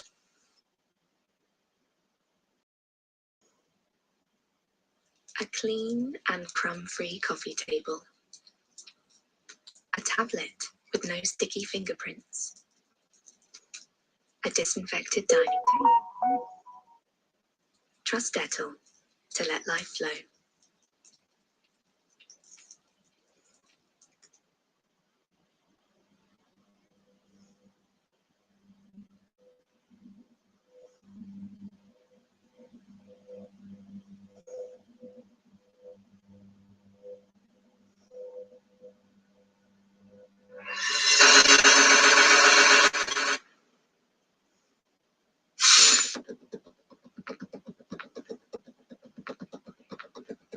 The old appeals to racial, sexual, and religious chauvinism, to rabid nationalist fervor, are beginning not to work. Who I am and whether I'm good or bad or achieving or not, all that's learned along the way. It's just a ride. We can change it anytime we want. It's only a choice. No effort, no work, no job, no savings of money. I realized that I had the game wrong. The game was to find out what I already was.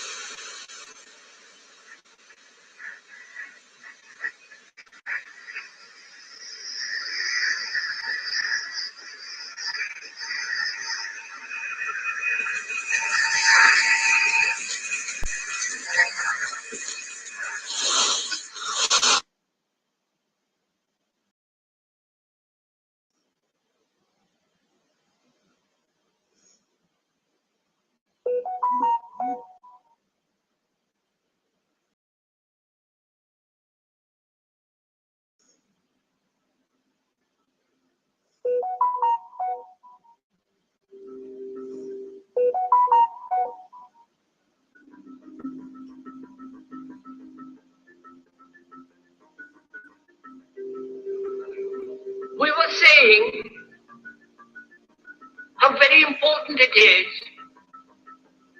to bring about in the human mind the radical revolution. The crisis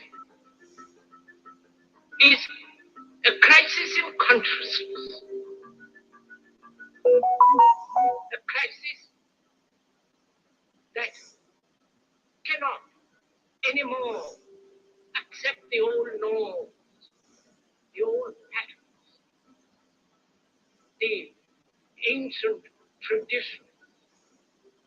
And considering what the world is now, with all the misery, conflict, destructive brutality, aggression, and so on, man is still as he was. Is still brutal, violent, aggressive, acquisitive, competitive, and he has built a society along these lines.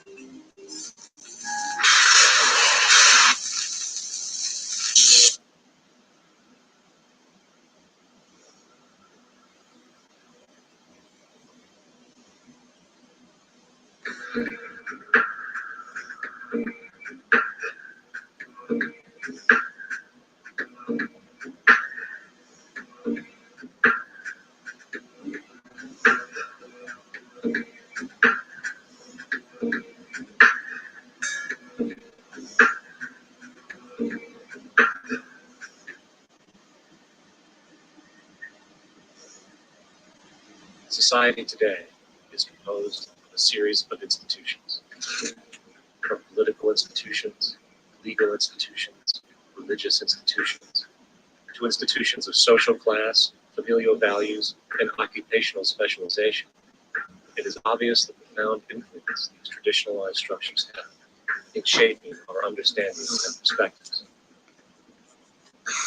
Yet, of all the social institutions we are born into, directed by, and functioned upon, there seems to be no system as taken for granted and misunderstood as the monetary system. Taking on nearly religious proportions, the established monetary institution exists as one of the most unquestioned forms of faith there is. How money is created, the policies by which it is governed, and how it truly affects society are unregistered interests of the great majority of the population.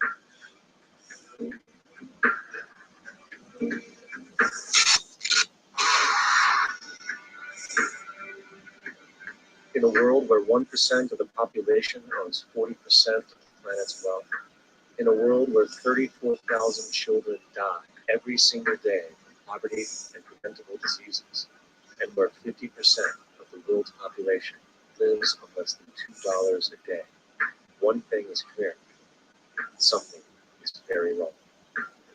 And whether we are aware of it or not, the lifeblood of all of our established institutions, and thus society itself, is money. Therefore, understanding this institution of monetary policy is critical to understanding why our lives are the way they are. Unfortunately, economics is often viewed with confusion or endless streams of financial jargon, coupled with intimidating mathematics, quickly deters people from attempts at understanding. However, the fact is, the complexity associated with the financial system is a mere mask, designed to conceal one of the most socially paralyzing structures humanity has ever endured.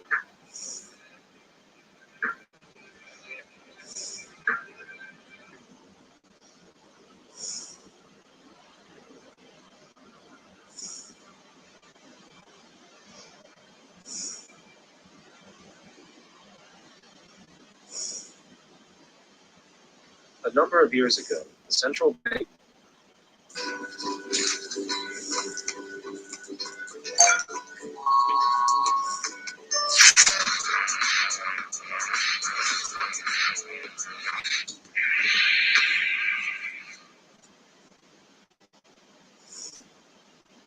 seen a wealthy person or a wealthy family or a jet owner, like, I got a jet, I'm sorry, you know.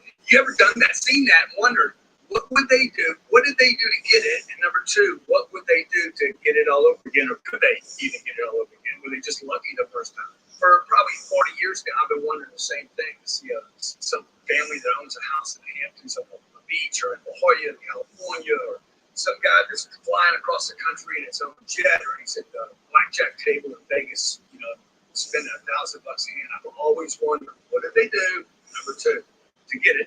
And number two, could they get it all over again? My name's Grant Cardone, and I'm happy to say I'm one of those people. I have a company that has almost $3 billion worth of real estate today, and another company that does almost $200 million a year in gross sales.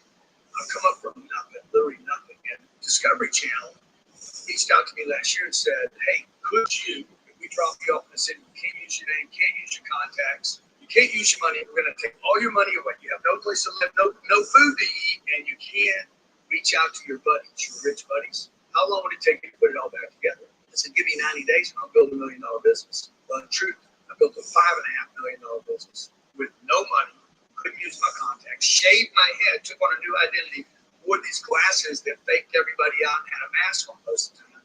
We built a $5.5 million business in 90 days. And I'm telling you, I did this to prove to people that you don't need time, you don't need money, and you don't need a name.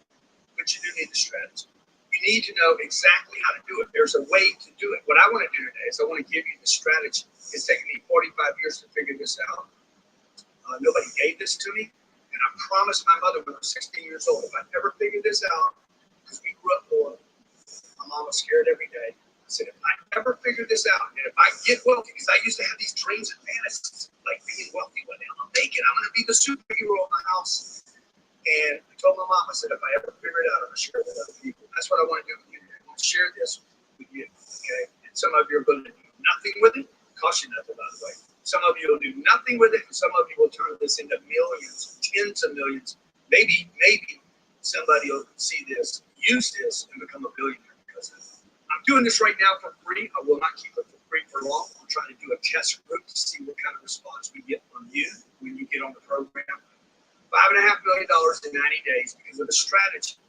Okay, but you got to have the strategy. You don't need the name. You don't need good looks. You don't need a jet. You don't need a bunch of social media. In fact, I didn't use social media for 90 days, and I still built a $5.5 million business. So I want to give you this for free. Grab it right here, and I want to share with you for free exactly what you can do to get from poverty to financial freedom.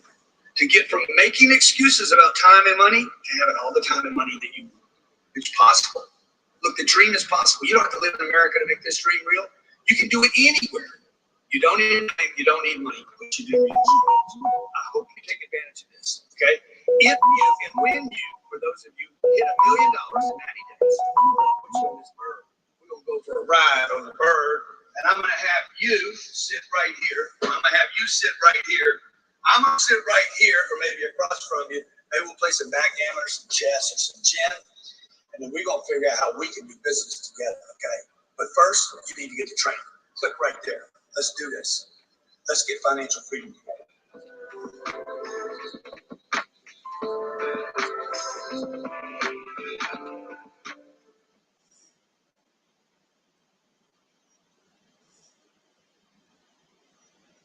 Bank of the United States, the Federal Reserve, produced a document entitled Modern Money Mechanics. This publication detailed the institutionalized practice of money creation as utilized by the Federal Reserve and the web of global commercial banks it supports. On the opening page, the document states its objective. The purpose of this booklet is to describe the basic process of money creation in a fractional reserve banking system. It then proceeds to describe this fractional reserve process through various banking terminology, a translation of which goes something like this. The United States government decides it needs some money, so it calls up the Federal Reserve and requests, say, $10 billion. The Fed replies saying, sure, we'll buy $10 billion in government bonds from you. So the government takes some pieces of paper, paints some official-looking designs on them, and calls them treasury bonds. Then it puts a value on these bonds to the sum of $10 billion and sends them over to the Fed. In turn, the people at the Fed draw up a bunch of impressive pieces of paper themselves, only this time calling them Federal Reserve notes, also designating a value of $10 billion to the Fed. The Fed then takes these notes and trades them for the bonds. Once this exchange is complete, the government then takes the $10 billion in Federal Reserve notes and deposits it into a bank account. And upon this deposit, paper notes officially become legal tender money, adding $10 billion to the U.S. money supply. And there it is. $10 billion in new money has been created. Of course, this example is a generalization, for, in reality, this transaction would occur electronically, with no paper used at all. In fact, only 3% of the U.S. money supply exists in physical currency. The other 97% essentially exists in computers alone. Now, government bonds are, by design, instruments of debt. And when the Fed purchases these bonds, with money it essentially created out of thin air, the government is actually promising to pay back that money to the Fed. In other words, the money was created out of debt. This mind-numbing paradox of how money or value can be created out of debt or liability will become more clear as we further this exercise. So the exchange has been made, and now $10 billion sits in a commercial bank account. Here's where it gets really interesting. For as based on the fractional reserve practice, that $10 billion deposit instantly becomes part of the bank's reserves, just as all deposits do. And regarding reserve requirements, as stated in modern money mechanics, a bank must maintain legally required reserves equal to a prescribed percentage of its deposits. It then quantifies this by stating, under current regulations, Hello, John Legend here. Welcome to our pool cabana. We're renovating using LG Signature. Now, you have to excuse me. Just trying to tidy up some clutter around here. First off, we've got the fridge. Now check this out. Hands full, not a problem. Here we go. Now that's fresh.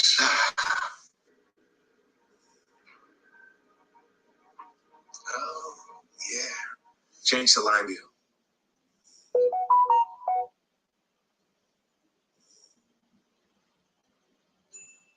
Now this is where the magic happens. Check out my LG Signature wine cellar. You can see what's happening inside without opening the door. Hold on, wait a minute. This is top shelf. Sometimes people ask me, can you put ice in wine? Yes, you can. All right, thanks for visiting my pool cabana powered by LG Signature. Now, get out of my house. the reserve requirement against most transaction accounts is 10%. This means that with a $10 billion deposit, 10% or $1 billion is held as the required reserve, while the other $9 billion is considered an excessive reserve and can be used as the basis for new loans. Now, it is logical to assume that this $9 billion is literally coming out of the existing $10 billion deposit. However, this is actually not the case. What really happens is that the $9 billion is simply created out of thin air on top of the existing $10 billion deposit. This is how the money supply is expanded. As stated in modern money mechanics, of course they, the banks, do not really pay out loans from the money they receive as deposits. If they did this, no additional money would be created. What they do when they make loans is to accept promissory notes, loan contracts, in exchange for credits, money, to the borrower's transaction accounts. In other words, the $9 billion can be created out of nothing simply because there is a demand for such a loan and that there is a $10 billion deposit to satisfy the reserve requirements.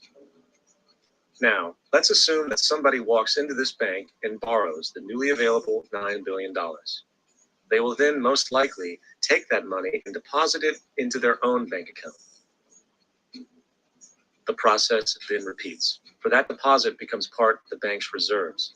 10% is isolated, and in turn 90% of the $9 billion, or $8.1 billion, is now available as newly created money for more loans. And of course, that 8.1 can be loaned out and redeposited, creating an additional 7.2 billion to 6.5 billion to 5.9 billion, etc. This deposit money creation loan cycle can technically go on to infinity. The average mathematical result is that about $90 billion can be created on top of the original 10 billion. In other words, for every deposit that ever occurs in the banking system, about 9 times that amount can be created out of thin air.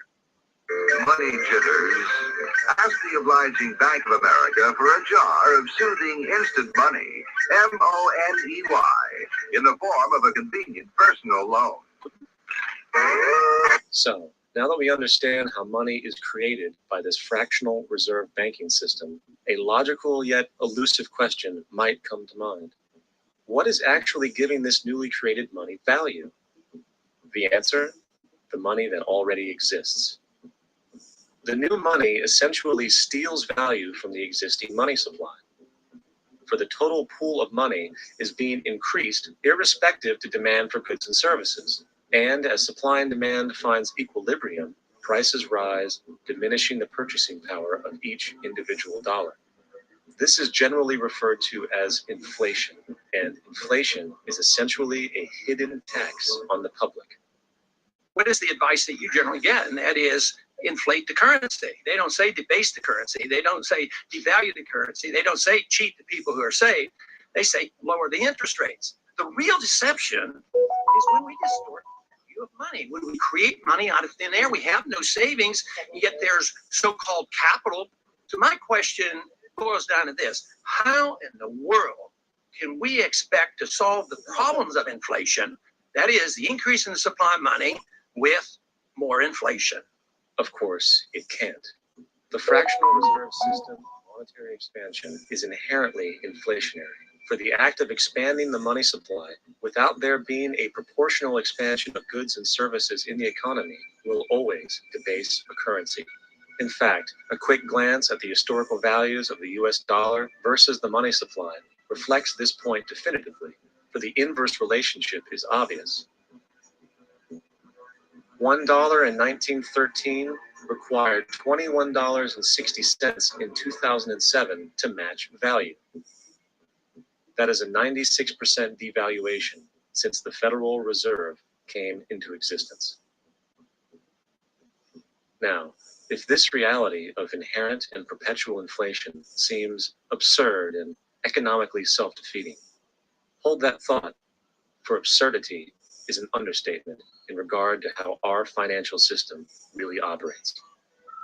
For in our financial system, money is debt, and debt is money.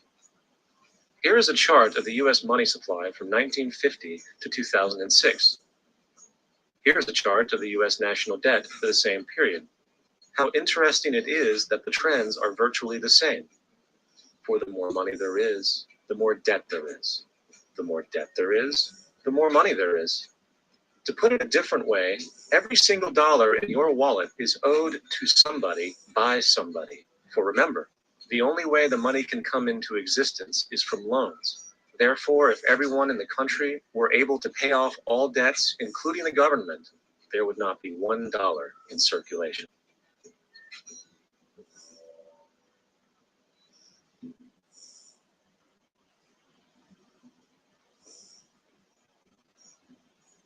In fact, the last time in American history the national debt was completely paid off was in 1835, after President Andrew Jackson shut down the central bank that preceded the Federal Reserve. In fact, Jackson's entire political platform essentially revolved. Dearest new neighbor at 657 Boulevard, I've been put in charge of watching you. I am the Watcher. We moved out here because we wanted to feel safe. Never felt more unsafe in my life. The whole world knows what's going on in your house.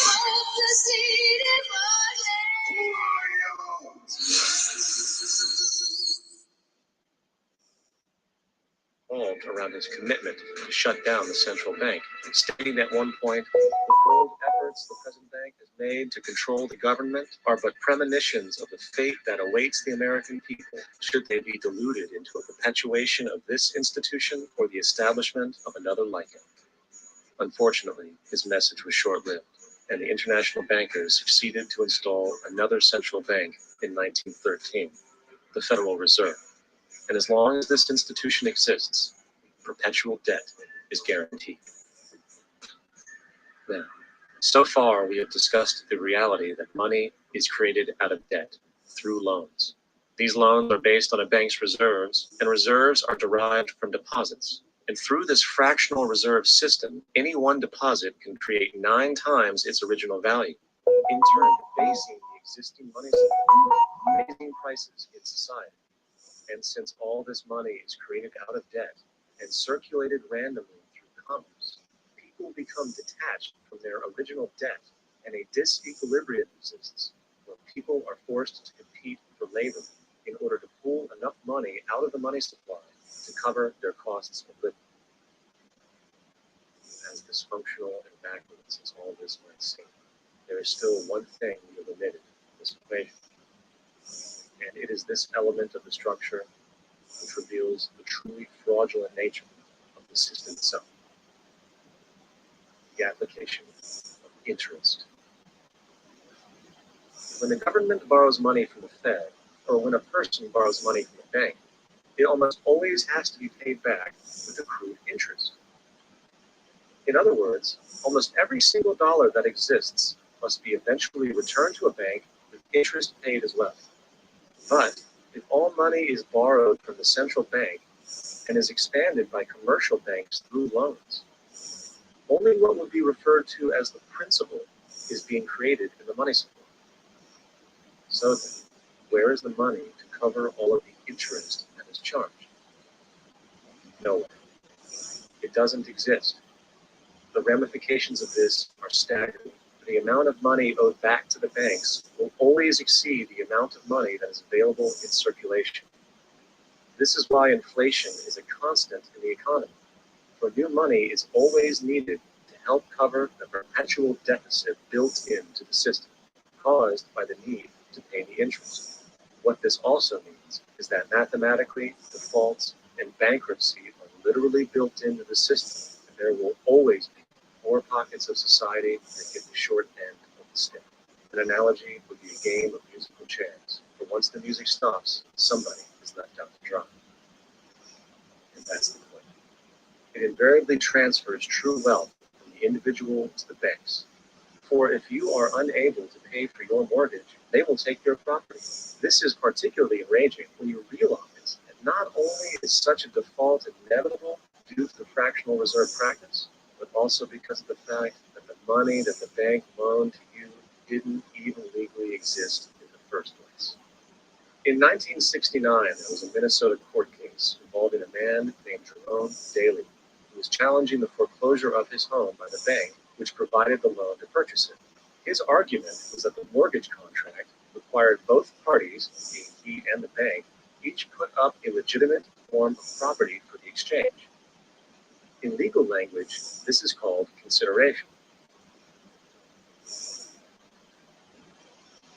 Mr. Daly explained that the money was, in fact, not the property of the bank, for it was created out of nothing as soon as the loan agreement was signed. Remember what modern money mechanics stated about loans? What they do when they make loans is to accept promissory notes in exchange for credits. Reserves are unchanged by the loan transactions, but deposit credits constitute new additions to the total deposits of the banking system. In other words, the money doesn't come out of their existing assets. The bank is simply inventing it, putting up nothing of its own except for theoretical liability on paper.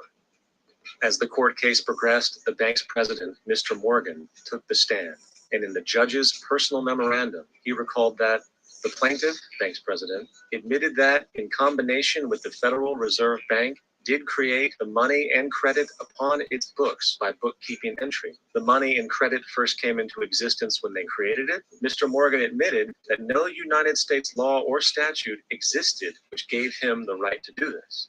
A lawful consideration must exist and be tendered to support the note.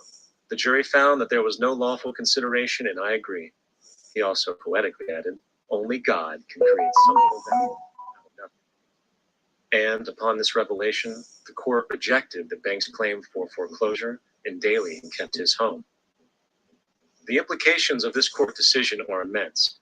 For every time you borrow money from a bank, whether it is a mortgage loan or a credit card charge, the money given to you is not only counterfeit, it is an illegitimate form of consideration and hence voids the contract to repay, for the bank never had the money as property to begin with. Unfortunately, such legal realizations are suppressed and ignored, and the game of perpetual wealth transfer and perpetual debt continues. And this brings us to the ultimate question: why? During the American Civil War, President Lincoln bypassed the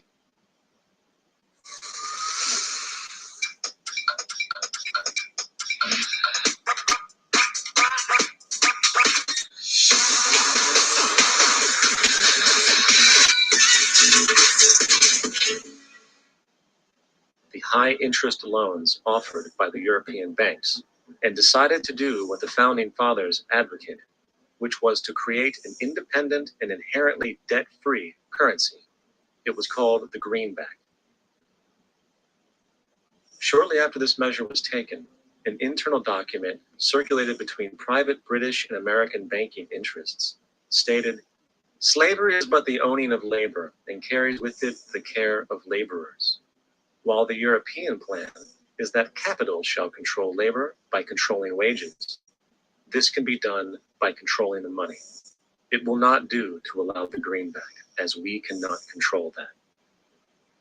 The fractional reserve policy perpetrated by the Federal Reserve, which has spread in practice to the great majority of banks in the world, is, in fact, a system of modern slavery. Think about it. Money is created out of debt. And what do people do when they are in debt? They submit to employment to pay it off. But if money can only be created out of loans, how can society ever be debt-free? It can't. And that's the point.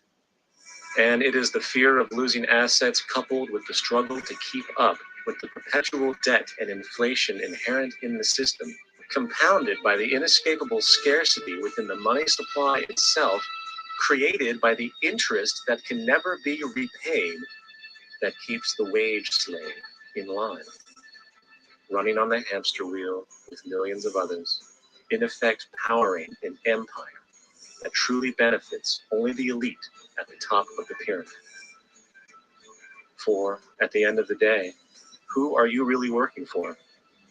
The banks. Money is created in a bank and invariably ends up in a bank. They are the true masters, along with the corporations and governments they support. Physical slavery requires people to be housed and fed. Economic slavery requires people to feed and house themselves. It is one of the most ingenious scams for social manipulation ever created, and at its core, it is an invisible war against the population. Debt is the weapon used to conquer and enslave societies, and interest is its prime ammunition. And as the majority walks around oblivious to this reality, the banks, in collusion with governments and corporations, continue to perfect and expand their tactics of economic warfare, spawning new bases, such as the World Bank and International Monetary Fund, while also inventing a new type of soldier, the birth of the economic hitman.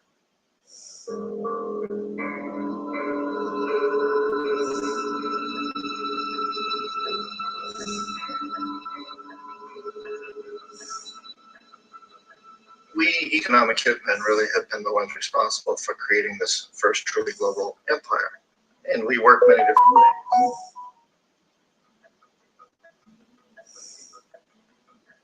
But perhaps the most common is that we will identify a country that has resources our corporations covet, like oil, and then arrange a huge loan to that country from organizations.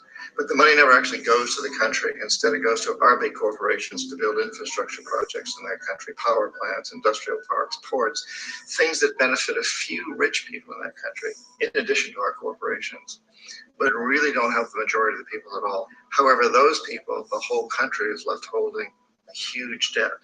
It's such a big debt they can't repay it, and that's part of the plan. They can't repay it.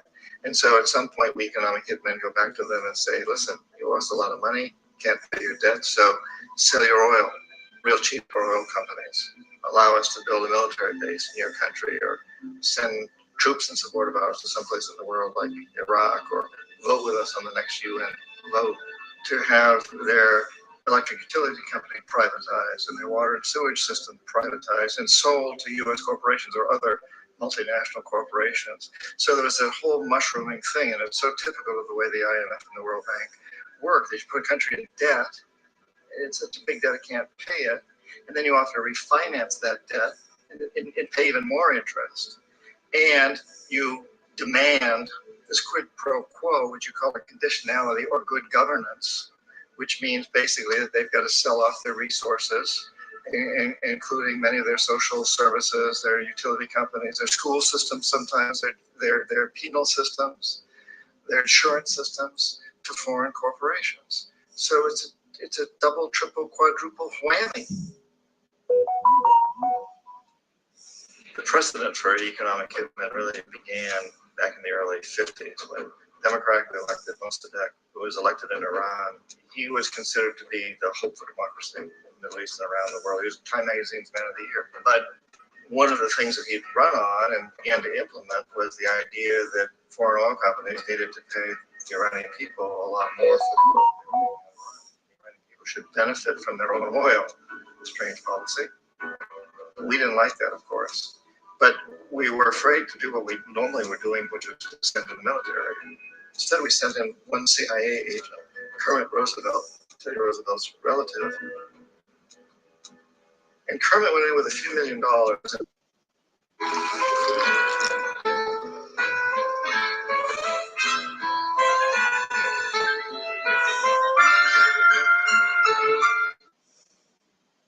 And it was very, very effective and efficient. And in a short amount of time, he managed to get Mossadegh overthrown and brought in the Shah of Iran to replace him, who always was favorable to oil.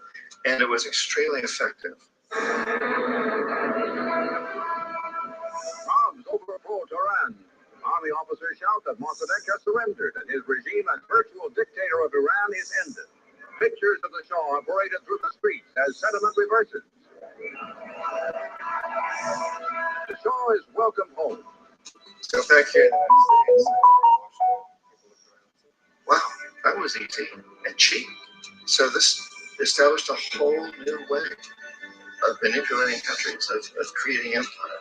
The only problem with Roosevelt was that he was a card-carrying CIA agent, and had he been caught, the ramifications could have been pretty serious. So very quickly at that point, the decision was made to use private consultants to channel the money through the World Bank or the IMF or one of the other such agencies, bring in people like me who worked for private companies, so that if we got caught, there would be no governmental ramifications.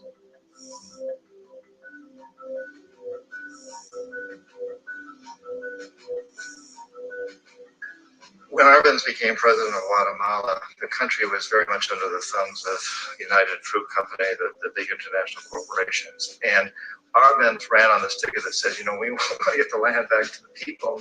And once he took power, he was implementing policies that would do exactly that, give the land rights back to the people. United Fruit didn't like that very much. And so they hired a public relations firm, launched a huge the United States, people, the citizens of the United States, and the press of the United States, and the Congress of the United States, that Arbenz was a Soviet puppet, and that if we allowed him to stay in power, the Soviets would have a foothold in this hemisphere. And that, at that point in time, was a huge fear on everybody's mind, the Red Terror, the Communist terror. And so, to make a long story short, out of this public relations campaign came a commitment on the part of the CIA and the military to take this man out. And in fact, we did. We sent in soldiers, we sent in jackals, we sent everything in to take him out, and did take him out. And as soon as he was removed from office, the new guy that took over after him basically reinstated everything to the big international corporations, including United Fruit.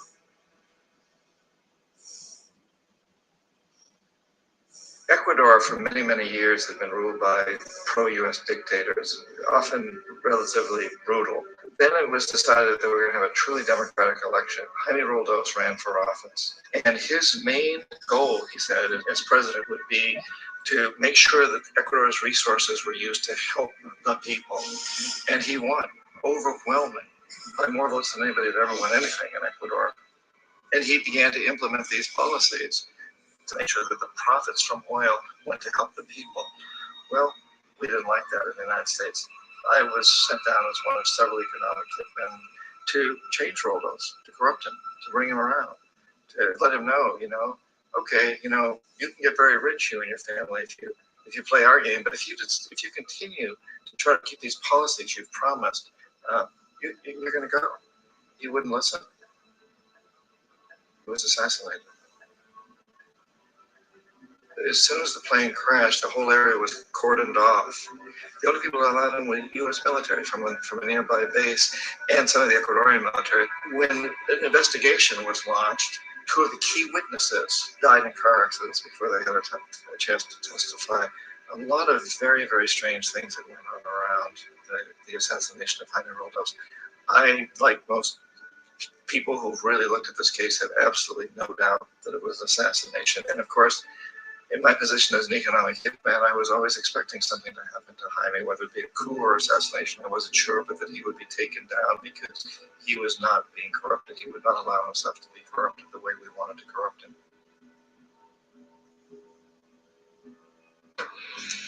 Omar Torrijos, president of Panama, was, one of my favorite people. I really, really liked him. He was very charismatic. He was a guy who really wanted to help his country.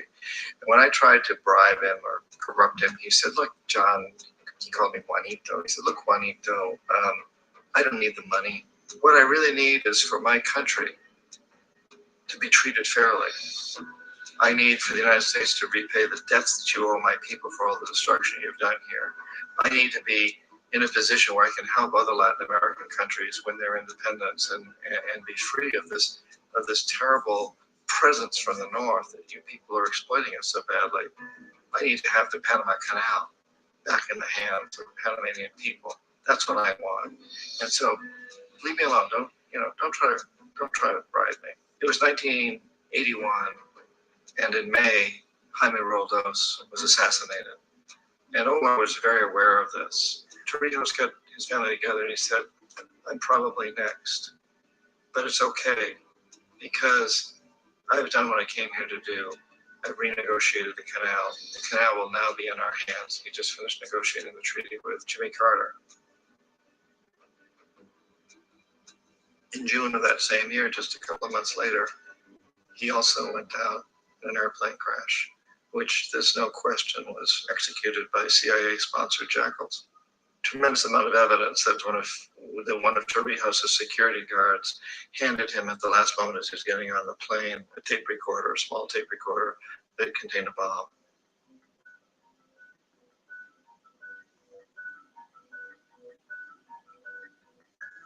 It is interesting to me how this system has continued pretty much the same way for years and years and years, except the economic hitmen have got better and better and better. And then we come up with, very recently, what happened in Venezuela in 1998, Hugo Chavez gets elected president, following a long line of presidents who had been very corrupt and basically destroyed the economy of the country. And Chavez was elected amidst all that. Chavez stood up to the United States, and he's done it primarily demanding that Venezuelan oil be used to help the Venezuelan people. Well, we didn't like that in the United States. So in 2002, the coup was staged, which is no question in my mind. I was a wanted man with the price on my head. I'm in serious trouble. You can be free of anything but yourself. I guess I need to be running towards something, not away from it. Mind and most other people's minds that the CIA was behind that coup.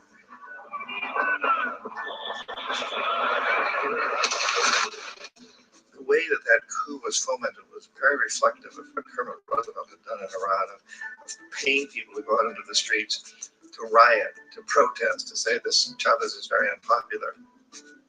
if you can get a few thousand people to do that, television can make it look like it's the whole country, and things start to mushroom.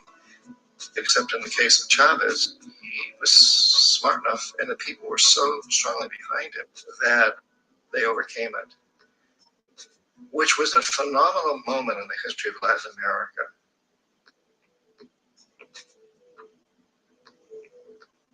Iraq actually is a perfect example of the way the whole system works. So we economic hitmen are the first line of defense. We go in, we try to corrupt governments and get them to accept these huge loans, which we then use as leverage to basically own them. If we fail, as I failed in Panama with Omar Torrijos and in Ecuador with Jaime Roldos, men who refused to be corrupted, then the second line of defense is we send in the jackals. And the jackals either overthrow governments or they assassinate. And once that happens, when a new government comes in, boy, it's going to toe the line because the new president knows what will happen if he doesn't. In the case of Iraq, both of those things failed. Economic hitmen were not able to get through to Saddam Hussein. We tried very hard. We tried to get him to accept a deal very similar to what the House of Saud had accepted in Saudi Arabia, but he wouldn't accept it. And so the jackals went in to take him out. They couldn't do it. His security was very good. After all, he had one time worked for the CIA. He'd been hired to assassinate a former president of Iraq and failed, but he knew the system. So in 91, we send in the troops and we take out the Iraqi military. So we assume at that point that Saddam Hussein is going to come around. We could have taken him out, of course, at that time, but we didn't want to. He's the kind of strong man we like. He controls his people. We thought he could control the Kurds and keep the Iranians in their border and keep pumping oil for us. And then once we took out his military, now he's going to come around. So the economic hitmen go back in the 90s without success. If it had success, he'd still be running the country. We'd be selling him all the fighter jets he wants and everything else he wants. But they couldn't. They didn't have success. The jackals couldn't take him out again. So we sent the military in once again, and this time we did the complete job and took him out, and in the process created for ourselves some very, very lucrative construction deals. We had to reconstruct a country that we essentially destroyed, which is a pretty good deal if you own construction companies, big ones. So, Iraq shows the three stages. The economic hitmen failed there. Jackals failed there. It's the final measure. The military goes in. And in that way, we've really created an empire. But we've done it very, very subtly. It's clandestine. All the empires of the past were built on the military. And everybody knew they were building them. So the British knew they were building them. The French, the Germans, the Romans, the Greeks. And they were proud of it. And they always had some excuse like spreading civilization, spreading some religion, something like that. But they knew they were doing it. We don't. The majority of the people in the United States have no idea that we're living off the benefits of the clandestine empire. That today there's more slavery in the world than ever before. And then you have to ask yourself, well, if it's an empire, then who's the emperor? Obviously, our presidents of the United States are not emperors. An emperor is someone who's not elected, doesn't serve a limited term, doesn't report to anyone, essentially. So you can't classify our presidents that way. But we do have what I consider to be the equivalent of the emperor, and it's what I call the corporatocracy. The corporatocracy is this group of individuals who run our biggest corporations, and they really act as the emperor of this empire. They control our media, either through direct ownership or advertising. They control most of our politicians because they finance their campaigns, either through their corporations or through personal contributions that come out of the corporations. They're not elected. They don't serve a limited term. They don't report to anybody. And at the very top of the corporatocracy, you really can't tell whether a person's working for a private corporation or the government because they're always moving back and forth. So, you've got a guy who one moment is the president of a big construction company like Halliburton, and the next moment he's vice president of the United States, or the president who is in the oil business. And this is true whether you've got Democrats or Republicans in the office. You have to moving back and forth through the revolving door. And in a way, our government is invisible a lot of the time, and its policies are carried out by our corporations on one level or another. And then again, the policies of the government are basically forged by the corporatocracy and then presented to the government. They become government policy. So it's an incredibly cozy relationship. This isn't a conspiracy theory type of thing. These people don't have to get together and plot to do things. They all basically work under one primary assumption, and that is that they must maximize profits regardless of the social and environmental costs.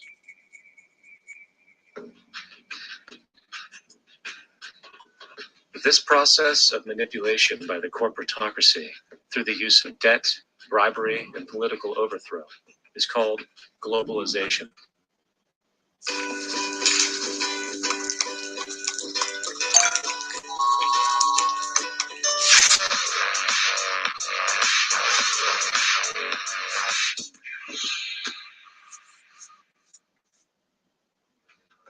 Just as the Federal Reserve keeps the American public in a position of indentured servitude through perpetual debt, inflation, and interest, the World Bank and IMF serve this role on a global scale. The basic scam is simple. Put a country in debt either by its own indiscretion or through corrupting the leader of that country, then impose conditionalities or structural adjustment policies, often consisting of the following. Currency devaluation. When the value of a currency drops, so does everything valued in it. This makes indigenous resources available to predator countries at a fraction of their worth. Large funding cuts for social programs. These usually include education and healthcare, compromising the well-being of society, leaving the public vulnerable to exploitation.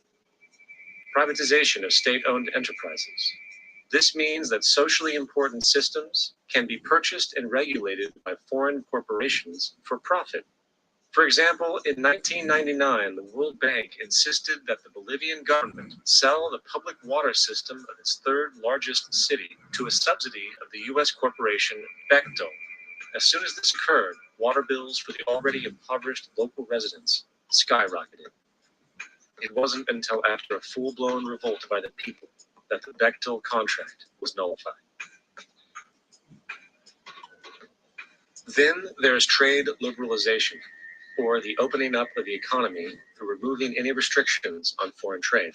This allows for a number of abusive economic manifestations, such as transnational corporations bringing in their own mass-produced products, undercutting the indigenous production and ruining local economies. An example is Jamaica, which, after accepting loans and conditionalities from the World Bank, lost its largest cash crop markets due to competition with Western imports. Today, countless farmers are out of work, for they are unable to compete with the large corporations. Another variation is the creation of numerous seemingly unnoticed, unregulated, inhumane sweatshop factories, which take advantage of the imposed economic hardship. Additionally, due to production deregulation, environmental destruction is perpetual, as a country's resources are often exploited by the indifferent corporations while outputting large amounts of deliberate pollution. The largest environmental lawsuit in the history of the world today is being brought on behalf of 30,000 Ecuadorian Amazonian people against Texaco, which is now owned by Chevron. So today it's against Chevron, but for activities conducted by Texaco. Estimated to be more than 18 times what the Exxon Valdez dumped into the coast of Alaska. In the case of Ecuador, it wasn't an accident. The oil companies did it intentionally. They knew they were doing it to save money out there rather than arranging for a proper disposal. Furthermore, a cursory glance at the performance record of the World Bank reveals that the institution, which publicly claims to help poor countries develop and alleviate poverty, has done nothing but increase poverty and the wealth gap, while corporate profits soar.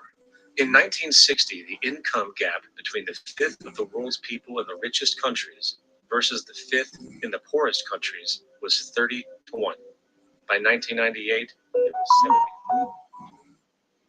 While global GNP rose 40% between 1970 and 1985, those in poverty actually increased by 17%.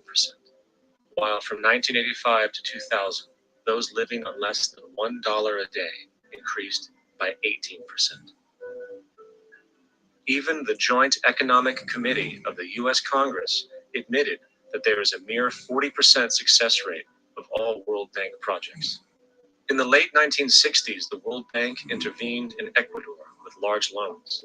During the next 30 years, poverty grew from 50% to 70%.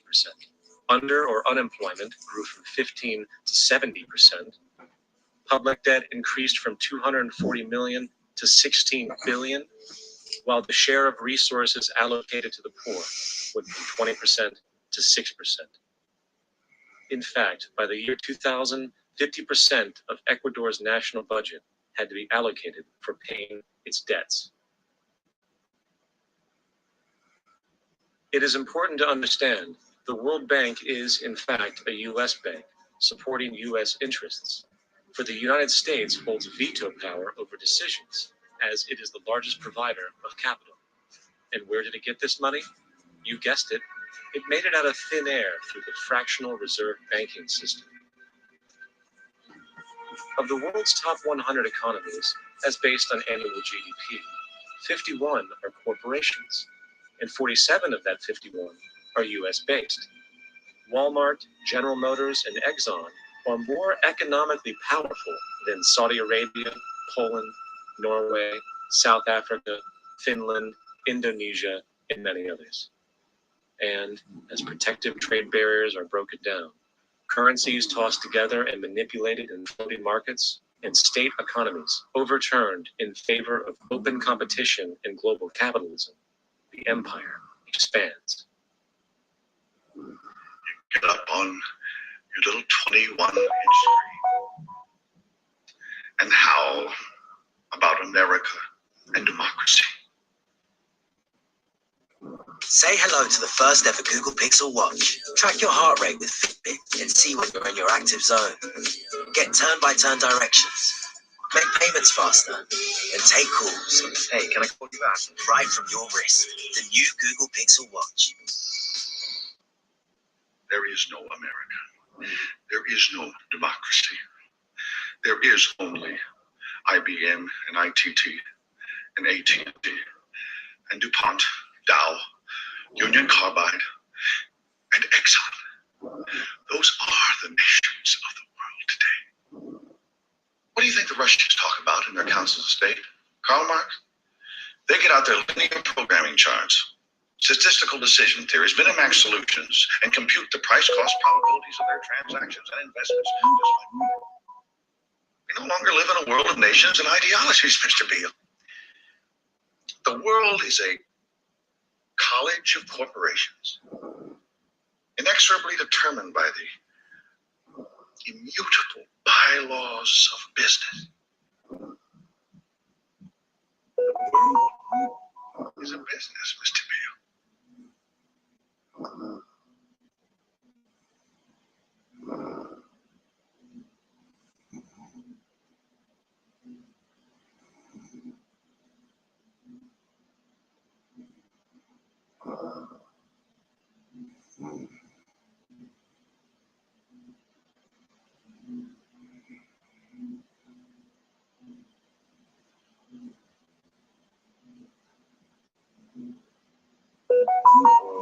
Is being taken on by a handful of business powers who dominate the natural resources we need to live while controlling the money we need to obtain these resources. The end result will be world monopoly, based not on human life, but financial and corporate power. And as the inequality grows, naturally, more and more people are becoming desperate. So the establishment was forced to come up with a new way to deal with anyone who challenges the system. So they gave birth to the terrorist. The term terrorist is an empty distinction, designed for any person or group who chooses to challenge the establishment. This isn't to be confused with the fictional Al-Qaeda, which was actually the name of a computer database the US supported Mujahideen in the 1980s.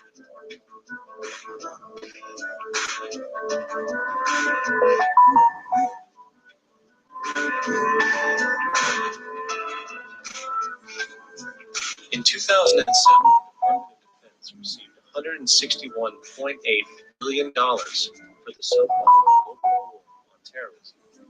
According to the National Counterterrorism Center, in 2004, roughly 2,000 people were killed internationally due to supposed terrorist acts. Of that number, 70 were American. Using this number as a general average, which is extremely generous, it is interesting to note that twice as many people die from peanut allergies a year than from terrorist acts. Concurrently, the leading cause of death in America is coronary heart disease, killing roughly 450,000 each year. And in 2007, the government's allocation of funds for research on this issue was about $3 billion. This means that the US government in 2007 spent 54 times the amount for preventing terrorism than it spent for preventing a disease which kills 6,600 times more people annually than terrorism does. Yet, as the name terrorism and Al-Qaeda are arbitrarily stamped on every news report relating to any action taken against US interests, the myth grows wider. In mid-2008, the US Attorney General actually proposed that the US Congress officially declare war against the fantasy. Not to mention, as of July 2008, there are now over 1 million people currently on the US terrorist watch list. These so-called counterterrorism measures, of course, have nothing to do with social protection and everything to do with preserving the establishment amongst the growing anti-American sentiment, both domestically and internationally, which is legitimately founded on the greed-based corporate empire expansion that is exploiting the world. The true terrorists of our world do not meet at the docks at midnight or scream Allah Akbar before some violent action. The true terrorists of our world wear $5,000 suits and work in the highest positions of finance, government, and business. So, what do we do? How do we stop a system of greed and corruption that has so much power and momentum? How do we stop this aberrant group behavior which feels no compassion for, say, the millions slaughtered in Iraq and Afghanistan, so the corporatocracy can control energy resources and opium production for Wall Street profit?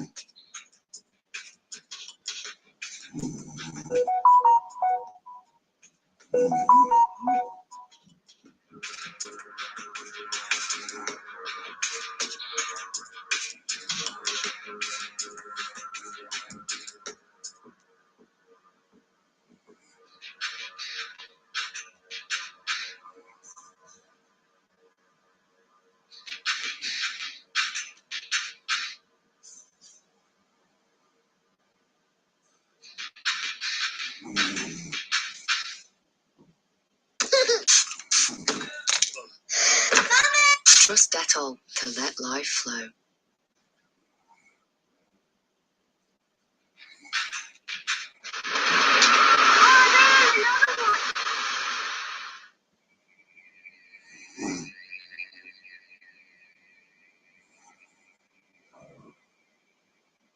How do we stop a system of greed and corruption that condemns poor populations to sweatshop slavery for the benefit of Madison Avenue?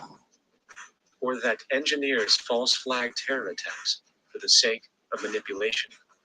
Or that generates built-in modes of social operation which are inherently exploitative? Or that systematically reduces civil liberties and violates human rights in order to protect itself from its own shortcomings? How do we deal with the numerous covert institutions, such as the Council on Foreign Relations, the Trilateral Commission, and the Bilderberg Group, and other undemocratically elected groups, which, behind closed doors, collude to control the political, financial, social, and environmental elements of our lives? In order to find the answer, we must first find the true underlying cause. For the fact is, selfish, corrupt, power, and profit-based groups are not the true source of the problem. They are symptoms.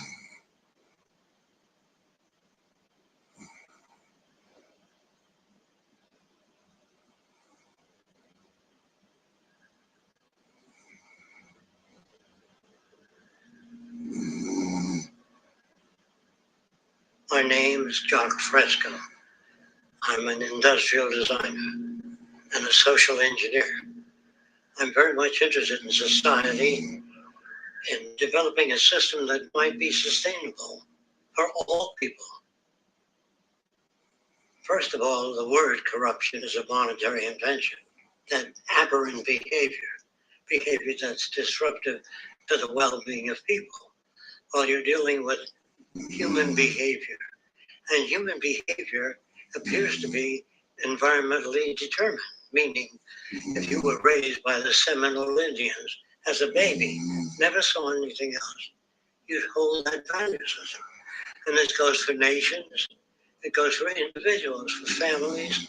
They try to indoctrinate their children to their particular faith and their country and make them feel like they're part of that. And they build a society which they call established. They establish a workable point of view and tend to perpetuate that. Whereas all societies are really emergent, not established. And so they fight new ideas that would interfere with the establishment. Governments try to perpetuate that which keeps them in power. People are not elected to political office to change things. They're put there to keep things the way they are. So you see, the basis of corruption is in our society. Let me make it clear.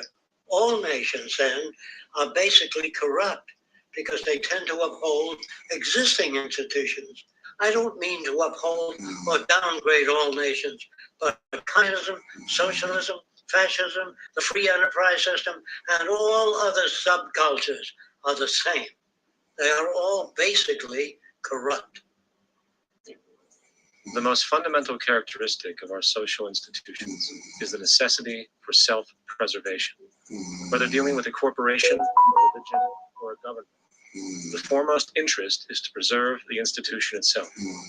For instance, the last thing an oil company would ever want is the utilization of energy that was outside of its control, for it makes that company less relevant to society. Likewise, the Cold War and the collapse of the Soviet Union was, in reality, a way to preserve and perpetuate the established economic and global hegemony of the United States. Similarly, religions condition people to feel guilty for natural inclinations, each claiming to offer the only path to forgiveness and salvation. At the heart of this institutional self-preservation lies the monetary system, for it is money that provides the means for power and survival. Therefore, just as a poor person might be forced to steal in order to survive, it is a natural inclination to do whatever is needed to continue an institution's profitability. This makes it inherently difficult for profit-based institutions to change, for it puts in jeopardy not only the survival of large groups of people, but also the coveted materialistic lifestyles associated with affluence and power. Therefore, the paralyzing necessity to preserve an institution, regardless of its social relevance, is largely rooted in the need for money or profit.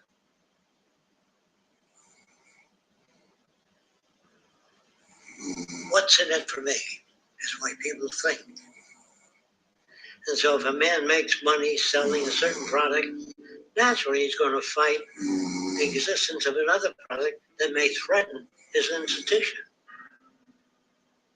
Therefore, people cannot be fair, and people do not trust each other. A guy will come over to you and say, I got just the house you're looking for. He's a salesman. When a doctor says, I think your kidney has to come out, I don't know if he's trying to pay off a yacht or that my kidney has to come out. It's hard in a monetary system to trust people.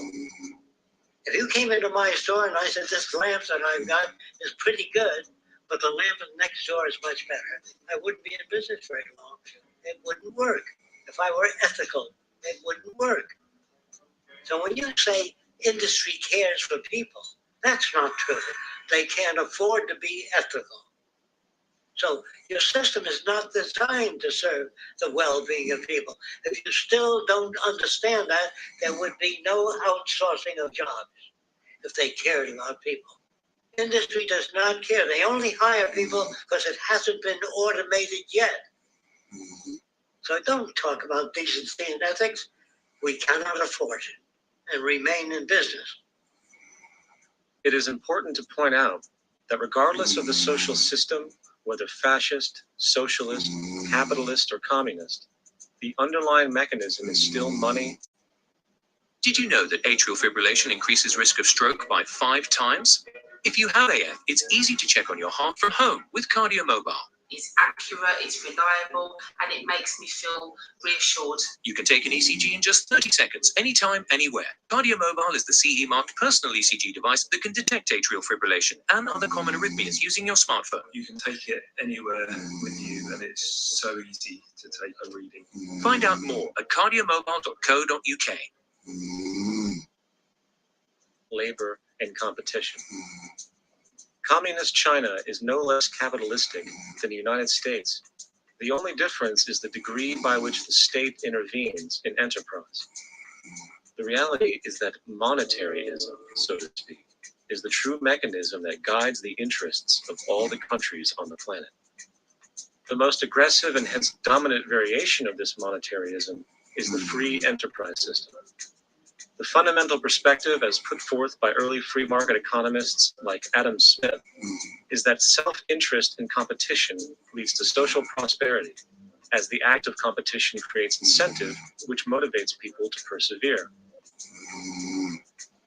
However, what isn't talked about is how a competition-based economy invariably leads to strategic corruption, power and wealth consolidation, social stratification, technological paralysis, labor abuse, and ultimately, a covert form of government dictatorship by the rich elite. The word corruption is often defined as moral perversion. If a company dumps toxic waste into the ocean to save money, most people recognize this as corrupt behavior. On a more subtle level, when Walmart moves into a small town and forces small businesses to shut down, for they are unable to compete, a gray area emerges. But what exactly is Walmart doing wrong? Why should they care about the organizations they destroy? Yet, even more subtly, when a person gets fired from their job because a new machine has been created which can do the work for less money, people tend to just accept that as the way it is, not seeing the inherent corrupt inhumanity of such an action. Because the fact is, whether it is dumping toxic waste, having a monopoly enterprise, or downsizing the workforce, the motive is the same: profit. They are all different degrees of the same self-preserving mechanism, which always puts the well-being of people second to monetary gain. Therefore, corruption is not some byproduct of monetarism, it is the very foundation. And while most people acknowledge this tendency on one level or another, the majority remains naive as to the broad ramifications of having such a selfish mechanism as the guiding mentality in society. Internal documents show that after this company positively, absolutely knew that they had a medication that was infected with the AIDS virus, they took the product off the market in the U.S. and then they dumped it in France, Europe, Asia, and Latin America. The U.S. government allowed it to happen. The FDA allowed this to happen. And now the government is completely looking the other way. Thousands of innocent hemophiliacs have died from the AIDS virus. This company knew absolutely that it was infected with AIDS. They wanted to turn this disaster into a profit.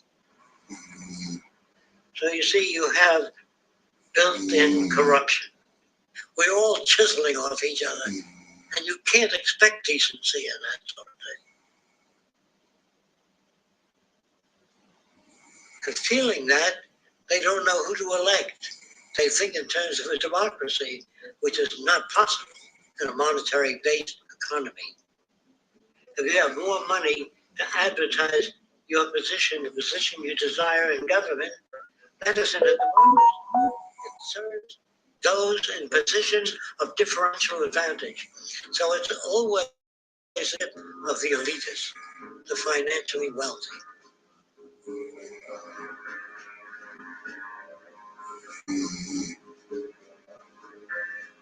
It is an interesting observation to note how seemingly unknown personalities magically appear on the scene as presidential candidates. Then, before you know it, somehow you are left to choose from a small group of extremely wealthy people who suspiciously have the same broad social view. Obviously, it's a joke. The people placed on the ballot are done so because they have been pre-decided to be acceptable by the established financial powers who actually run the show. Yet, many who understand this illusion of democracy often think, if only we could just get our honest, ethical politicians in power, then we would be okay. Well, while this idea, of course, seems reasonable in our established-oriented worldview, it is, unfortunately, another fallacy. For when it really comes down to what is actually important, the institution of politics, and thus politicians themselves, have absolutely no true relevance as to what makes our world and society function. It's not politicians that can solve problems. They have no technical capabilities.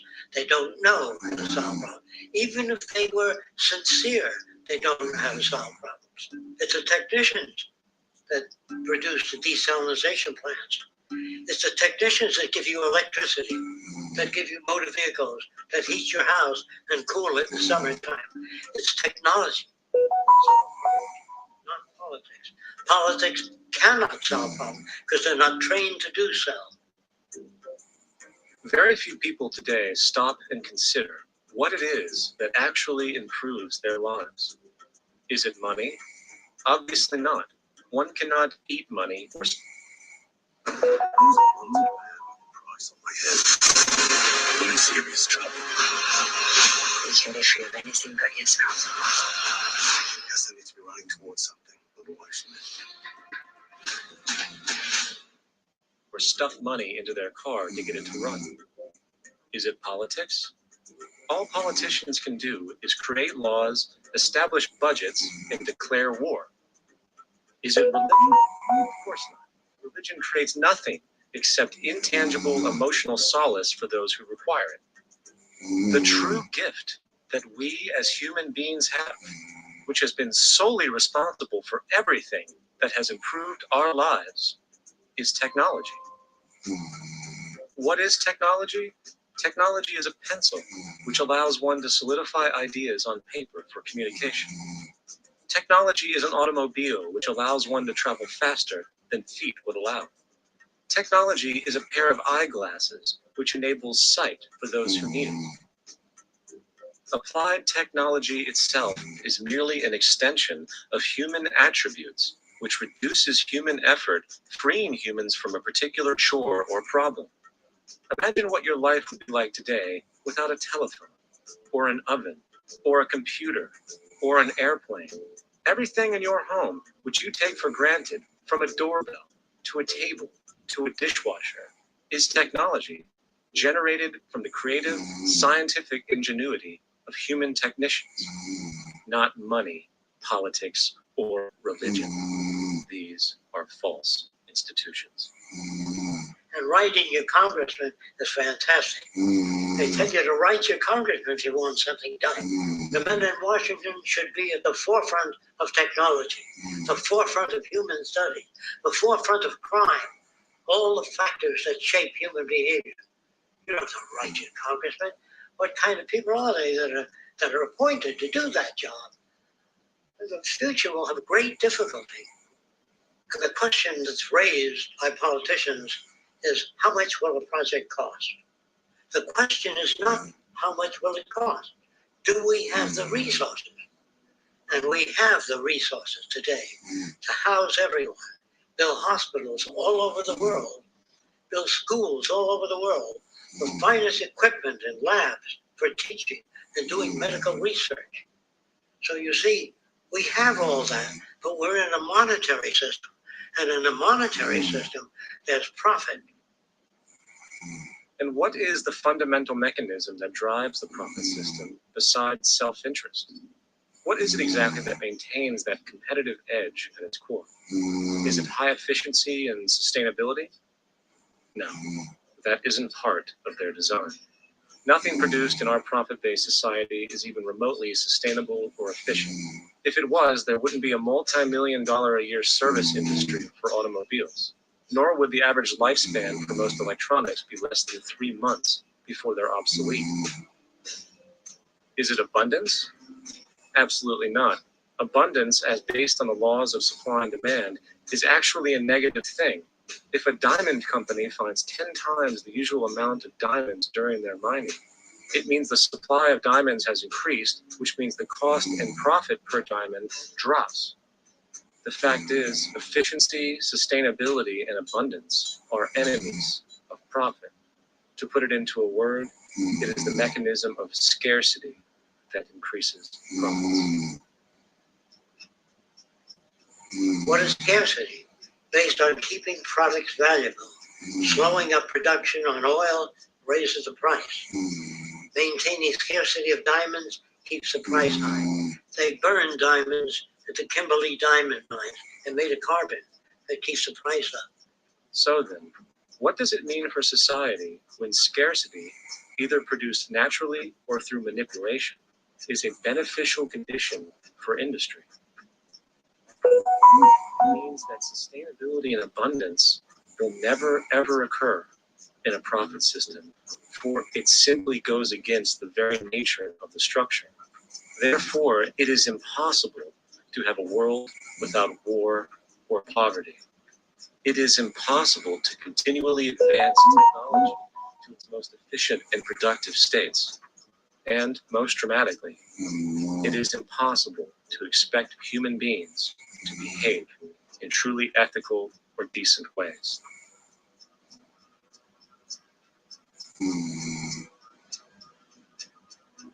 People use the word instinct because they can't account for the behavior.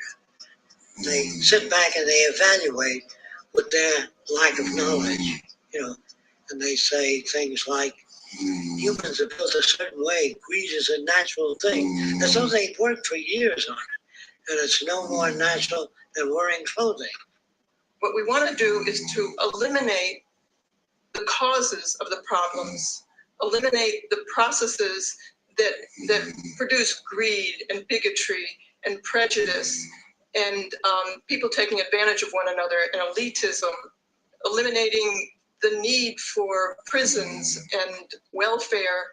We have always had these problems because we have always lived within scarcity and barter and monetary systems that produce scarcity. If you eradicate the conditions that generate what you call socially offensive behavior, it does not exist. The guy said, well, isn't that inborn? No, it's not. There is no human nature, there's human behavior, and that's always been changed throughout history. You're not born with bigotry and greed and corruption and hatred. You pick that up within the society. War, poverty, corruption, hunger, misery, human suffering will not change in a monetary system. That is, there'll be very little significant change. It's going to take a redesign of our culture, our values, and it has to be related to the carrying capacity of the earth, not some human opinion or some politician's notions of the way the world ought to be, or some religious notions of the conduct of human affairs. And that's what the Venus Project is about. The society that we're about to talk about is a society that is free of all the old superstitions, incarceration, prisons, police, cruelty, and law. All laws will disappear, and the professions will disappear that are no longer valid, such as stockbrokers, bankers, advertising, gone forever, because it's no longer relevant. When we understand that it is technology devised by human ingenuity which frees humanity and increases our quality of life, we then realize that the most important focus we can have is on the intelligent management of the Earth's resources. For it is from these natural resources we gain the materials to continue our path of prosperity. Understanding this, We then see that money fundamentally exists as a barrier to these resources, for virtually everything has a financial cost. And why do we need money to obtain these resources? Because of real or assumed scarcity. We don't usually pay for air and tap water because it is in such high abundance, selling it would be pointless. So, logically speaking, if resources and technology are applicable to creating everything in our societies, such as housing, cities, and transportation, were in high enough abundance, there would be no reason to sell anything. Likewise, if automation and machinery was so technologically advanced as to relieve human beings of labor, there would be no reason to have a job. And with these social aspects taken care of, there would be no reason for money longer. So the ultimate question remains: do we on Earth have enough resources and technological understanding to create a society of such abundance that everything we have now could be available without a price tag and without the need for submission? Yes, we do. We have the resources and technology to enable this at a minimum, along with the ability to raise the standard of living so high that people in the future will look back at our civilization now and gawk at how primitive and immature our society was. What the Venus Project proposes is an entirely different system that's updated to present day knowledge. We've never given scientists the problem of how do you design a society which would eliminate boring and monotonous jobs, that would eliminate accidents in transportation, that would enable people to have a high standard of living, that would eliminate poisons in our food, that give us other sources of energy that are clean and efficient. We can do that out there.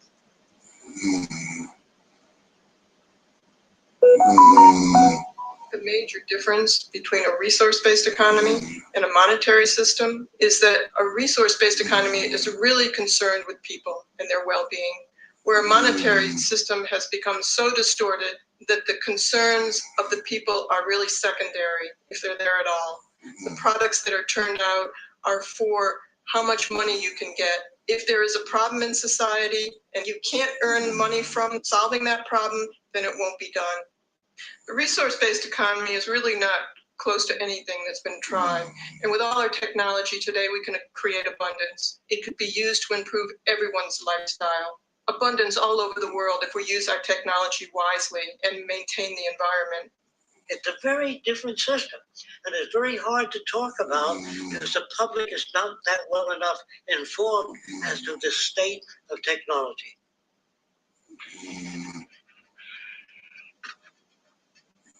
At present, we don't have to burn fossil fuels. We don't have to use anything that would contaminate the environment. There are many sources of energy available. Alternative energy solutions pushed by the establishment, such as hydrogen, biomass, and even nuclear, are highly insufficient, dangerous, and exist only to perpetuate the profit structure that industry has created. When we look beyond the propaganda and self-serving solutions put forth by the energy companies, we find a seemingly endless stream of clean, abundant, and renewable energy for generating power. Solar and wind energy are well known to the public, but the true potential of these mediums remains unexpressed. Solar energy, derived from the sun, has such abundance that 1 hour of light at high noon contains more energy than what the entire world consumes in a year.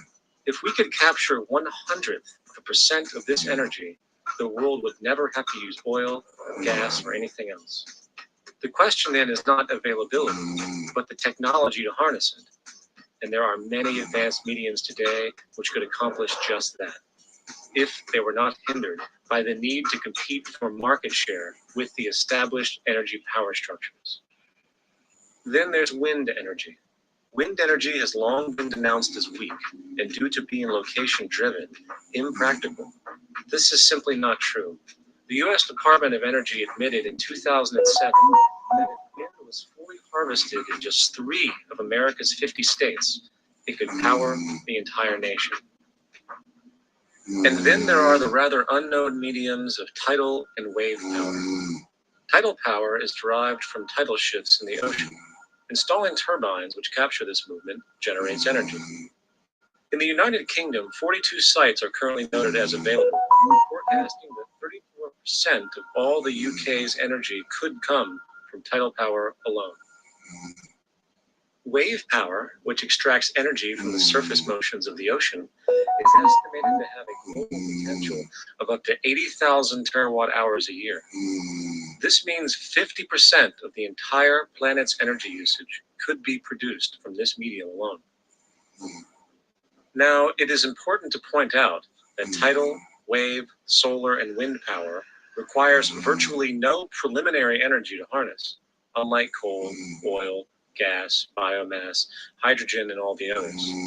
In combination, these four mediums alone, if efficiently harnessed through technology, could power the world forever. That being said, there happens to be another form of clean, renewable energy which trumps them all: geothermal power. Geothermal energy utilizes what is called heat mining, which, through a simple process using water, is able to generate massive amounts of clean energy. In 2006, an MIT report on geothermal energy found that 13,000 zettajoules of power are currently available in the Earth, with the possibility of 2,000 zettajoules being easily tappable with improved technology. The total energy consumption of all the countries on the planet is about half of a zettajoule a year. This means about 4,000 years of planetary power could be harnessed in this medium alone. And when we understand that the Earth's heat generation is constantly renewed, this energy is really limitless. It can be used forever. These energy sources are only a few of the clean, renewable mediums available, and as time goes on, we will find more. The grand realization is that we have total energy abundance without the need for pollution, traditional conservation, or in fact, a price tag. And what about transportation? The prevailing means of transportation in our societies is by automobile and aircraft, both of which predominantly need fossil fuels to run. In the case of the automobile, the battery technology needed to power an electric car that can go over 100 miles an hour for over 200 miles on one charge exists, and has existed for many years. However, due to battery patents controlled by the oil industry, which limits their availability to maintain market share, coupled with political pressure from the energy industry, the accessibility and affordability of this technology is limited. There is absolutely no reason other than pure corrupt profit interest that every single vehicle in the world cannot be electric and utterly clean, with zero need for gasoline. As far as airplanes, it is time we realize that this means of travel is inefficient, cumbersome, slow, and causes far too much pollution. This is a maglev train. It uses magnets for propulsion. It is fully suspended by a magnetic field and requires less than 2% of the energy used for plane travel. The train has no wheels, so nothing can wear out. The current maximum speed of versions of this technology, as used in Japan, is 361 miles per hour. However, this version of the technology is very dated. An organization called ET3, which has connections with the Venus Project, has established a tube-based maglev that can travel up to 4,000 miles per hour, motionless, frictionless tube, which can go over land or underwater. Imagine going from LA to New York for an extended lunch break, or from Washington, D.C. to Beijing, China in 2 hours. This is the future of continental and intercontinental travel. Fast, clean, with only a fraction of the energy usage we use today for the same means. In fact, between maglev technology, advanced battery storage, and geothermal energy, there would be no reason to ever burn fossil fuels again. And we can do this now if we are not held back by the paralyzing profit structure. Now, America is inclined toward fascism. It has a propensity by its dominant philosophy and religion to uphold the fascist point of view. American industry is essentially a fascist institution. If you don't understand that, the minute you punch that time clock, you walk into a dictatorship. we're given notions about the respectability of work. And I really look at it as being paid slavery. They're brought up to believe that you shall earn your living by the sweat of your brow. That holds people back. Freeing people from drudgery, repetitive jobs which make them ignorant. You rob them. In our society, that is a resource-based economy, machines free people. You see, we can't imagine that because we've never known that kind of world. If we look back at history, we see a very clear pattern of machine automation slowly replacing human labor. From the disappearance of the elevator man to the near full automation of an automobile production plant. The fact is, as technology grows, the need for humans in the workforce will continually be diminished. This creates a serious clash, which proves the falseness of the monetary-based labor system. For human employment is in direct competition with technological development. Therefore, given the fundamental priority of profit by industry, people through time will be continually laid off and replaced by machine.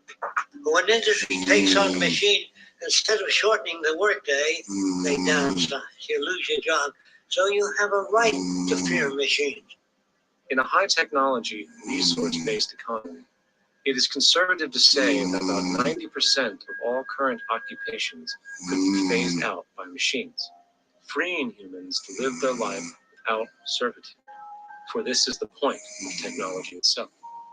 And through time, with nanotechnology and other highly advanced forms of science, it is not far-fetched to see how even complex medical procedures could be performed by machines as well, and based on the pattern, with much higher success rates than humans get today. The path is clear, but our monetary-based structure, which requires labor for income, blocks this progress. The humans need jobs in order to survive. The bottom line is that this system must go, or we will never be free, and technology will be constantly paralyzed. When you have machines that clean out sewers, it frees a human being from doing that. So look at machines as extensions of human performance. Furthermore, many occupations today will have simply no basis to exist in a resource-based economy, such as anything associated with the management of money, advertising, along with the legal system itself.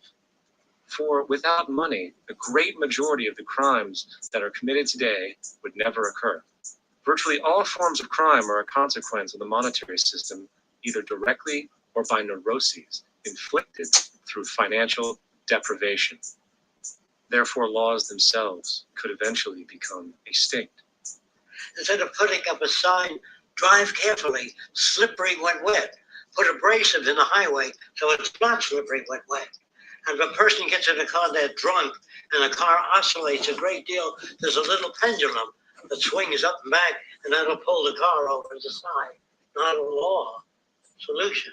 Put sonar and radar in automobiles so they can't hit one another.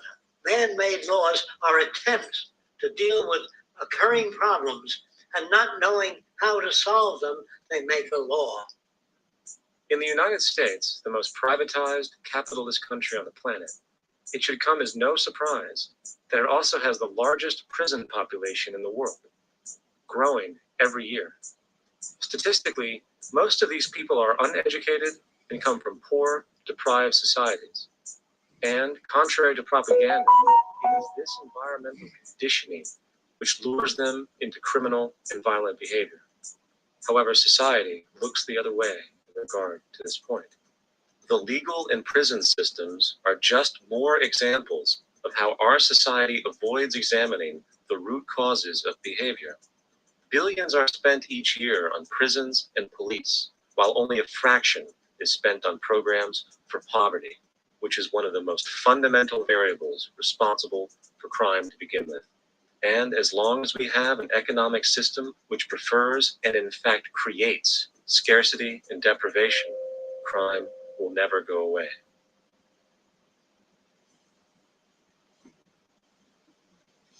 If people have access to the necessities of life without servitude, debt, barter, trade, they behave very differently.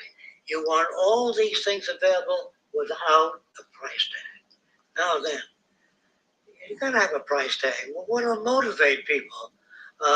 Man gets everything he wants, he just lay around in the sun. This is a myth they perpetuate. People in our culture are trained to believe that the monetary system produces incentive. If they have access to things, why should they want to do anything? They will lose their incentive. That's what you're taught to support the monetary system. When you take money out of the scenario, there would be different incentives, very different incentives. When people have access to the necessities of life, their incentives change. What about the moon and the stars? New incentives arise. If you make a painting that you enjoy, you will enjoy giving it to other people, not selling it.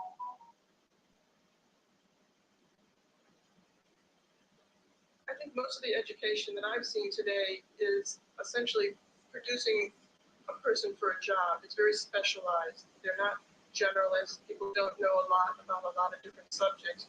I don't think you could get people to go to war if they knew a lot about a lot of things. I think education is mostly rote, and they're not taught how to solve problems. They're not given the tools, emotionally or within their own field, of how to do critical thinking. A resource-based economy, the education would be very different. Our society's major concern is mental development and to motivate each person to their highest potential. Because our philosophy is the smarter people are, the richer the world, because everybody becomes a contributor. The smarter your kids are, the better my life will be, because they'll be contributing more constructively to the environment and to my life, because everything that we devise within a resource-based economy would be applied to society. There would be nothing to hold it back. Patriotism, weapons, armies, navies, all that is a sign that we're not civilized yet. Kids will ask their parents, didn't you see the necessity of the machines? Dad, couldn't you see that war was inevitable when you produce scarcity? Isn't it obvious? Of course the kid will understand if you were been raised merely to serve the established institutions. We're such an abominable, sick society that we won't make the history. They just say that large nations took land from smaller nations, used force and violence, but yet history talked about as corrupt behavior all the way along until the beginning of the civilized world. That's when all the nations worked together. World unification, working toward common good for all human beings, and without anyone being subservient to anyone else, without social stratification, whether it be technical elitism or any other kind of elitism, eradicated from the face of the earth. The state does nothing because there is no state.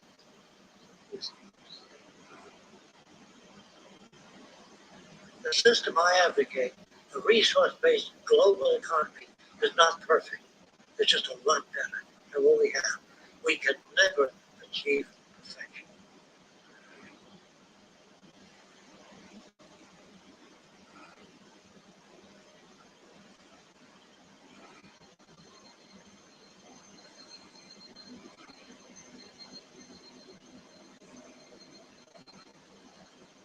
The social values of our society, which has manifested in perpetual warfare, corruption, oppressive laws, social stratification, irrelevant superstitions, environmental destruction, and a despotic, socially indifferent, profit-oriented ruling class, is fundamentally the result of the collective ignorance of two of the most basic insights humans can have about reality: the emergent and symbiotic aspects of natural law.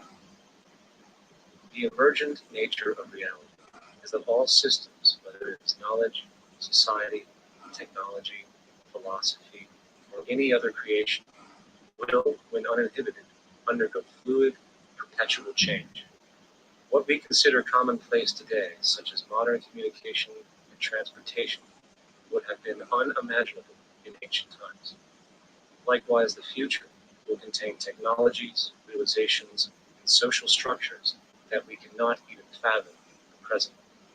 We have gone from alchemy to chemistry, from a geocentric universe to a heliocentric, from believing that demons were the cause of illness to modern medicine.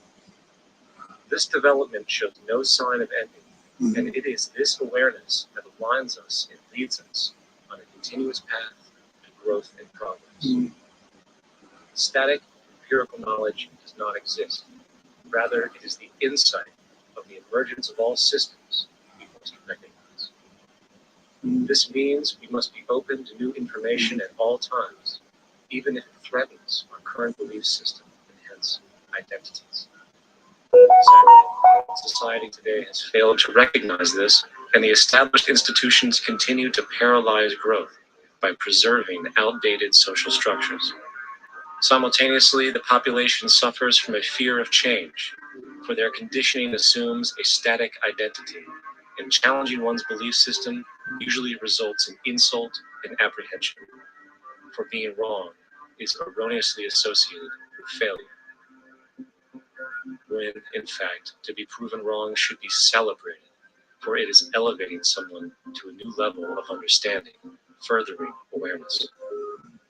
The fact is, there is no such thing as a smart being, for it is merely a matter of time before their ideas are updated, changed, or eradicated.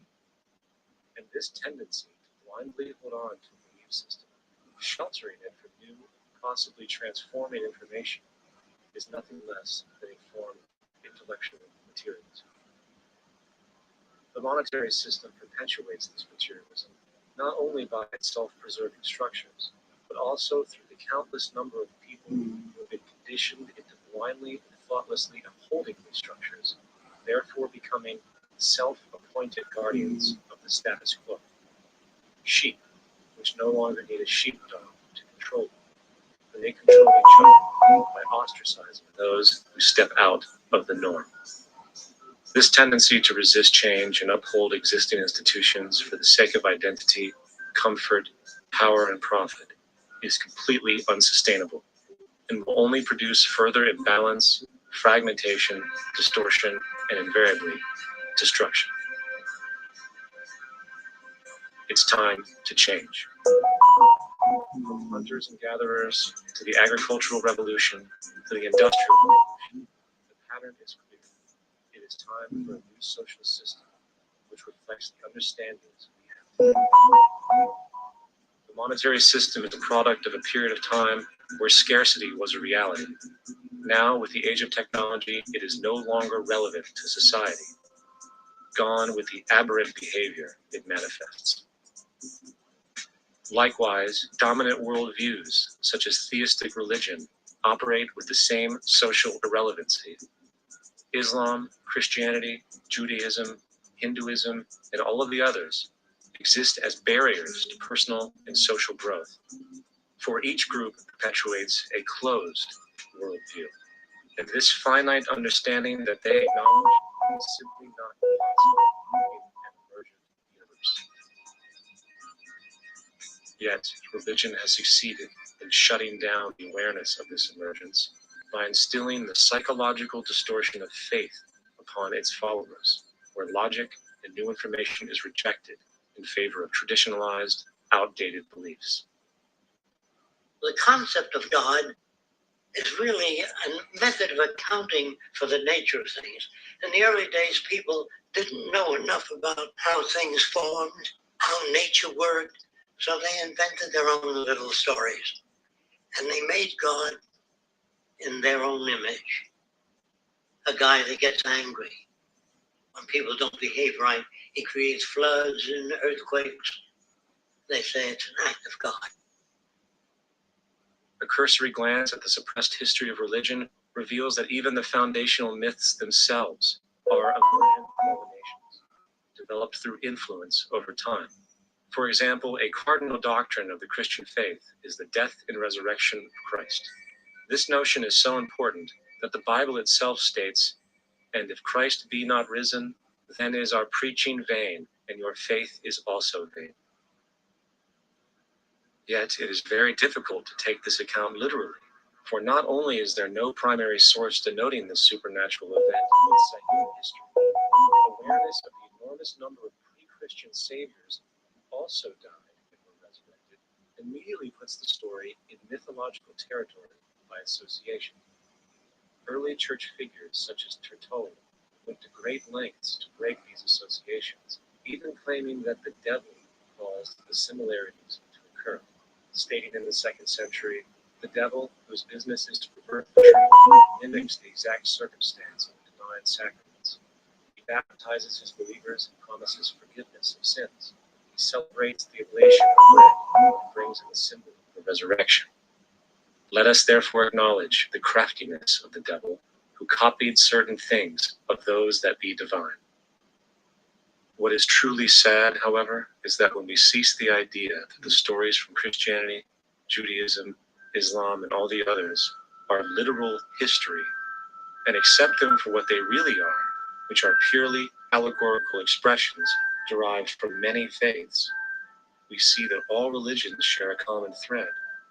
And it is this unifying imperative that needs to be recognized and appreciated. Religious belief has caused more fragmentation and conflict than any other ideology. Christianity alone has 34,000 different subgroups. The Bible is subject to interpretation. When you read it, you say, I think Jesus meant this. I think Job meant that. Oh no, he meant this. So you have the Lutheran, the Seventh-day Adventist, the Catholic, and a church divided is no church at all. And a church divided is no church at all. And this point on division, which is a trademark of all theistic religions, brings us to our second failure of awareness, the false assumption of separation through the rejection of the symbiotic relationship of life. Apart from the understanding that all natural systems are emergent, where all notions of reality will be constantly developed, altered, and even eradicated, we must also understand that all systems are, in fact, invented fragments, merely for the sake of conversation. For there is no such thing as independence in nature. The whole of nature is a unified system of interdependent variables, each a cause and a reaction, existing only as a concentrated whole. You don't see the blood connected to the environment, so it looks like we're free, wandering around. Take the oxygen away, we all die immediately. Take plant life away, we die.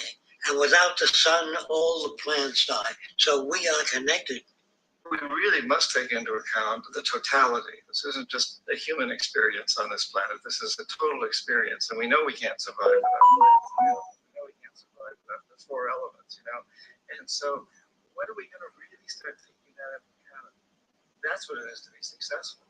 Success depends on how well we relate to everything around us. I'm very aware of the fact that my grandson cannot possibly hope to inherit a sustainable, peaceful, stable, socially just world unless every child today growing up in Ethiopia, in Indonesia, in Bolivia, in Palestine, and Israel also has the same expectation. You got to take care of the whole community, or you're going to have serious problems. And now we have to see that the whole world is the community, and we must all take care of each other that way. And it's not just a community of people; it's a community of plants and animals and elements.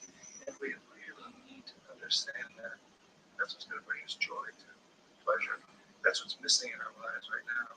We can call it spirituality, but the fact of the matter is, joy comes from that bliss of connectedness.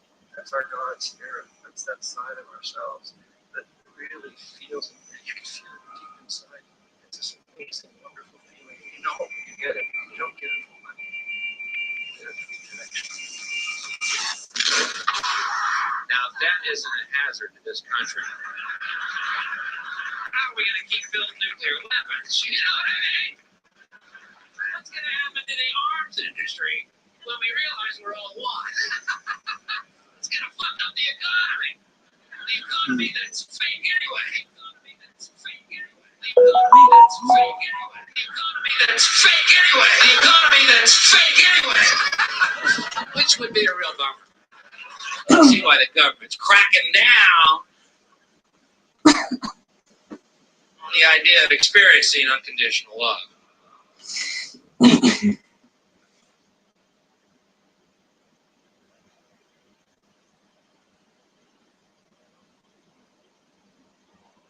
Once we understand that the integrity of our personal existences are completely dependent on the integrity of everything else in our world, we have truly understood the meaning of unconditional love.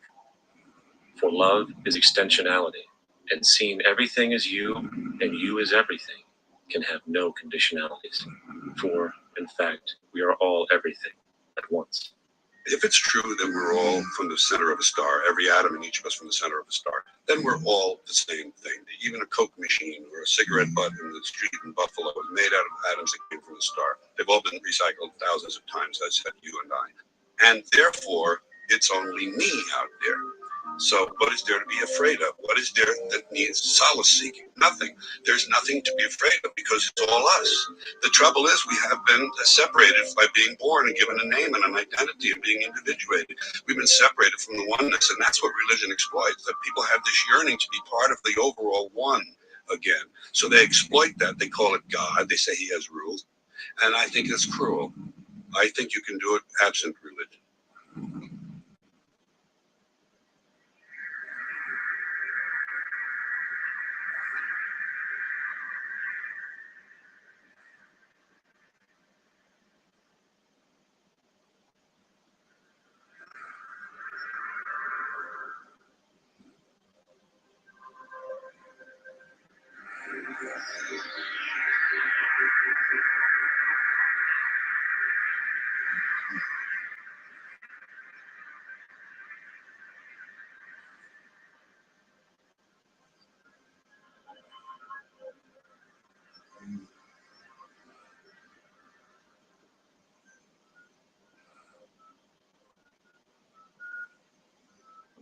It's time to claim the unity our outmoded social systems have broken apart, and work together to create a sustainable global society where everyone is taken care of and everyone is truly free.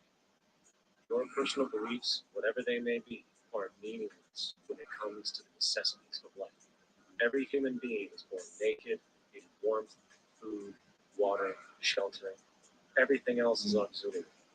Therefore, the most important issue at hand is the intelligent management of the Earth's resources. This can never be accomplished in a monetary system, for the pursuit of profit is the pursuit of self-interest, and therefore imbalance is inherent. Simultaneously, politicians are useless, for our true problems in life are technical, not political. Furthermore, ideologies that separate humanity, such as religion, need strong reflection in the community in regard to its value, purpose, and social relevancy. Hopefully, through time, religion will lose its materialism and basis in superstition and move into the useful field of philosophy. The fact is, society today is backwards, with politicians constantly talking about protection and security rather than creation, unity, and progress. The US alone now spends about $500 billion annually on defense. That is enough to send every high school senior in America to a four-year college. In the 1940s, the Manhattan Project produced the first true weapon of mass destruction. This program employed 130,000 people at an extreme financial cost. Imagine what our life would be like today if that group of scientists, instead of working on a way of killing people, worked on a way to create a self-sustaining, abundant world. Life today would be very, very different if that was their goal. Instead of weapons of mass destruction, it is time to unleash something much more powerful. Weapons of mass creation. Our true divinity is in our ability to create, and armed with the understanding of the symbiotic connections of life, while being guided by the emergent nature of reality, there is nothing we cannot do or accomplish. Of course, we face strong barriers in the form of established power structures that refuse to change. At the heart of these structures is the monetary system.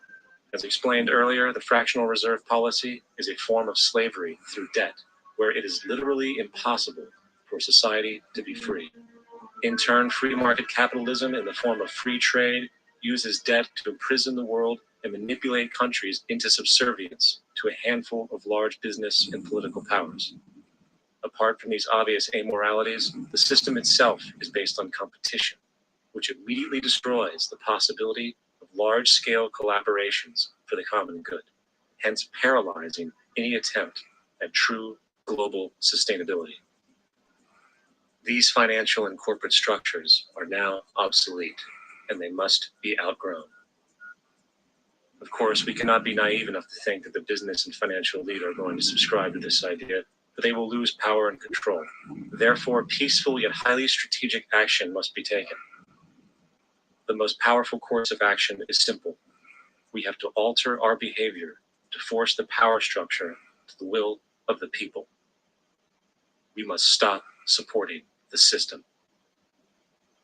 The only way the establishment will change is by our refusal to participate, while continuously acknowledging its endless flaws and corruptions. They're not going to give up the monetary system because of our designs of what we recommend. The system has to fail, and people have to lose confidence in their elected leaders.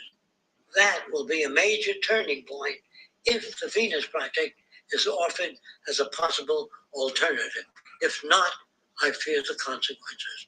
The trends now indicate that our country is going bankrupt. The probability is our country will move toward a military dictatorship to prevent riots and complete social breakdown. Once the U.S. breaks down, all the other cultures will undergo similar things. As of now, the world financial system is on the brink of collapse due to its own shortcomings. The Comptroller of Currency stated in 2003 that the interest on the U.S. national debt will not be affordable in less than 10 years. This theoretically means total bankruptcy of the U.S. economy, and its implications for the world are immense. In turn, the fractional reserve-based monetary system is reaching its theoretical limits of expansion, and the banking failures you are seeing are just the beginning. This is why inflation is skyrocketing, all debt is at record levels, and the government and Fed are hemorrhaging new money to bail out the corrupt system. For the only way to keep the banks going is by making more money. The only way to make more money is to create more debt and inflation. It is simply a matter of time before the tables turn and there is no one willing to take new loans while defaults grow, as people are unable to afford their current loans. Then the expansion of money will stop and contraction will begin on a scale never before seen, ending a century-long period. This has already begun. Therefore, we need to expose this financial failure for what it is, using this weakness to our advantage. Here are some suggestions. Expose the banking fraud. Citibank, JP Morgan Chase, and Bank of America are the most powerful controllers within the corrupt Federal Reserve System. It's time to boycott these institutions.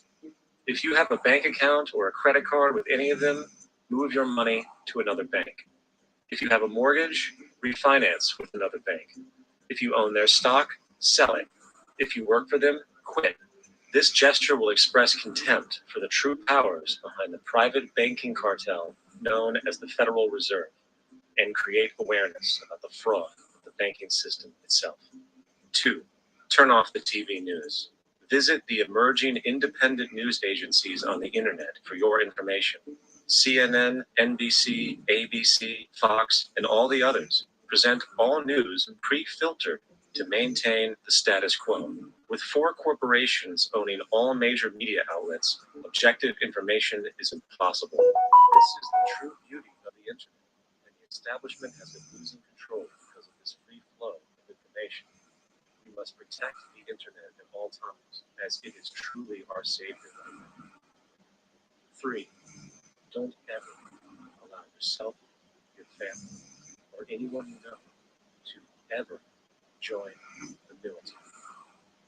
This is an obsolete institution now used exclusively for maintaining an establishment that is no longer relevant. U.S. soldiers in Iraq work for U.S. corporations, not the people. Propaganda forces us to believe that war is natural and military is an honorable institution. Well, if war is natural, why are there 18 suicides every single day by American veterans who have post-traumatic stress disorder? If our military men and women are so honored, why is it that 25% of the American homeless population are veterans? 4. Stop supporting the energy companies. If you live in a detached house, get off the grid. Investigate every means of making your home self-sustainable with clean energy. Solar, wind, and other renewable energies are now affordable consumer realities. And considering the never-ending rising cost of traditional energies, it will likely be a cheaper investment over time. If you drive, get the smallest car you can, and consider using one of the many conversion technologies that can enable your car to be a hybrid, electric, or run on anything other than establishment fuels. 5. Reject the political system. The illusion of democracy is an insult to our intelligence. In a monetary system, there is no such thing as a true democracy, and there never was. We have two political parties owned by the same set of corporate lobbyists. They are placed in their positions by the corporations, with popularity artificially projected by their media. In a system of inherent corruption, the change of personnel every couple of years has very little relevance. Instead of pretending that the political game has any true meaning, focus your energy on how to transcend this failed system. And 6, join the movement. Go to thezeitgeistmovement.com and help us create the largest massive social change the world has ever seen. We must mobilize and educate everyone about the inherent corruption of our current world system, along with the only true sustainable solution, declaring all the natural resources on the planet as common heritage to all people, while informing everyone as to the true state of technology and how we can all be free if the world works together rather than fights. The choice lies with you. You can continue to be a slave to the financial system and watch the continuous wars, depressions, and injustice across the globe while placating yourself with vain entertainment and materialistic garbage. Or you can focus your energy on true, meaningful, lasting, holistic change, which actually has the realistic ability to support and free all humans with no one left behind. But in the end, the most relevant change must occur first inside of you. The real revolution is the revolution of consciousness. And each one of us first needs to eliminate the divisionary, materialistic noise we have been conditioned to think is true, while discovering, amplifying, and aligning with the signal coming from our true empirical oneness. It is up to you. What we are trying in all these discussions and talks here is to see if we cannot radically bring about a transformation of the mind. Not accept things as they are, but to understand it, to go into it, to examine it. Give your heart and your mind with everything that you have to find out a way of living differently.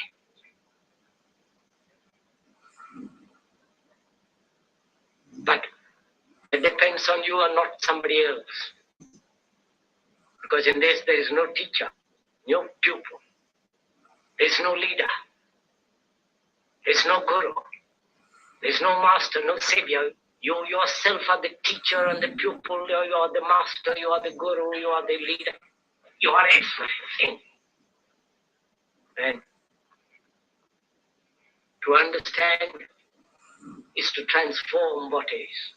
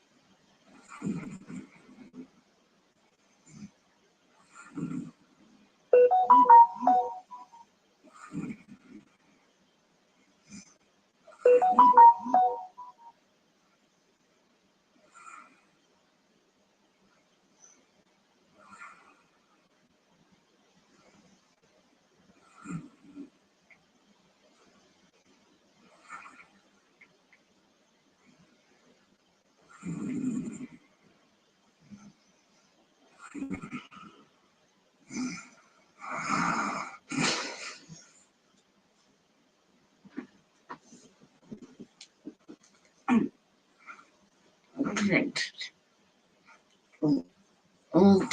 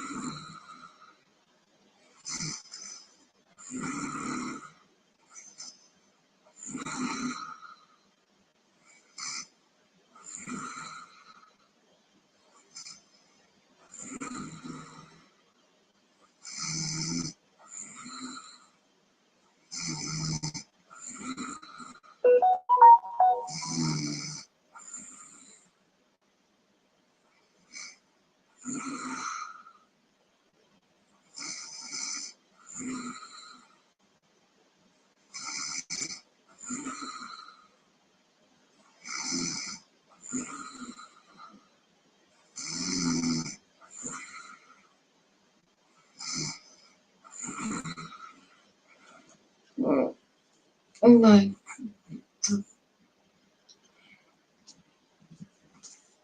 God. Just not.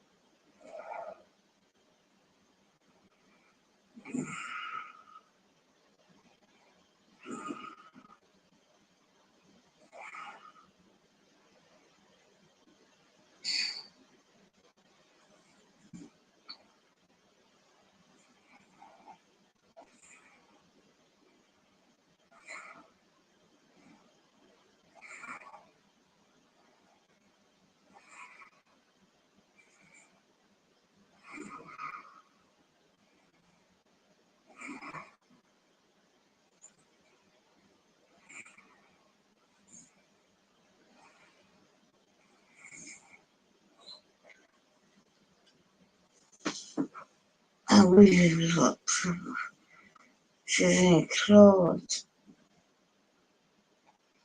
Welcome.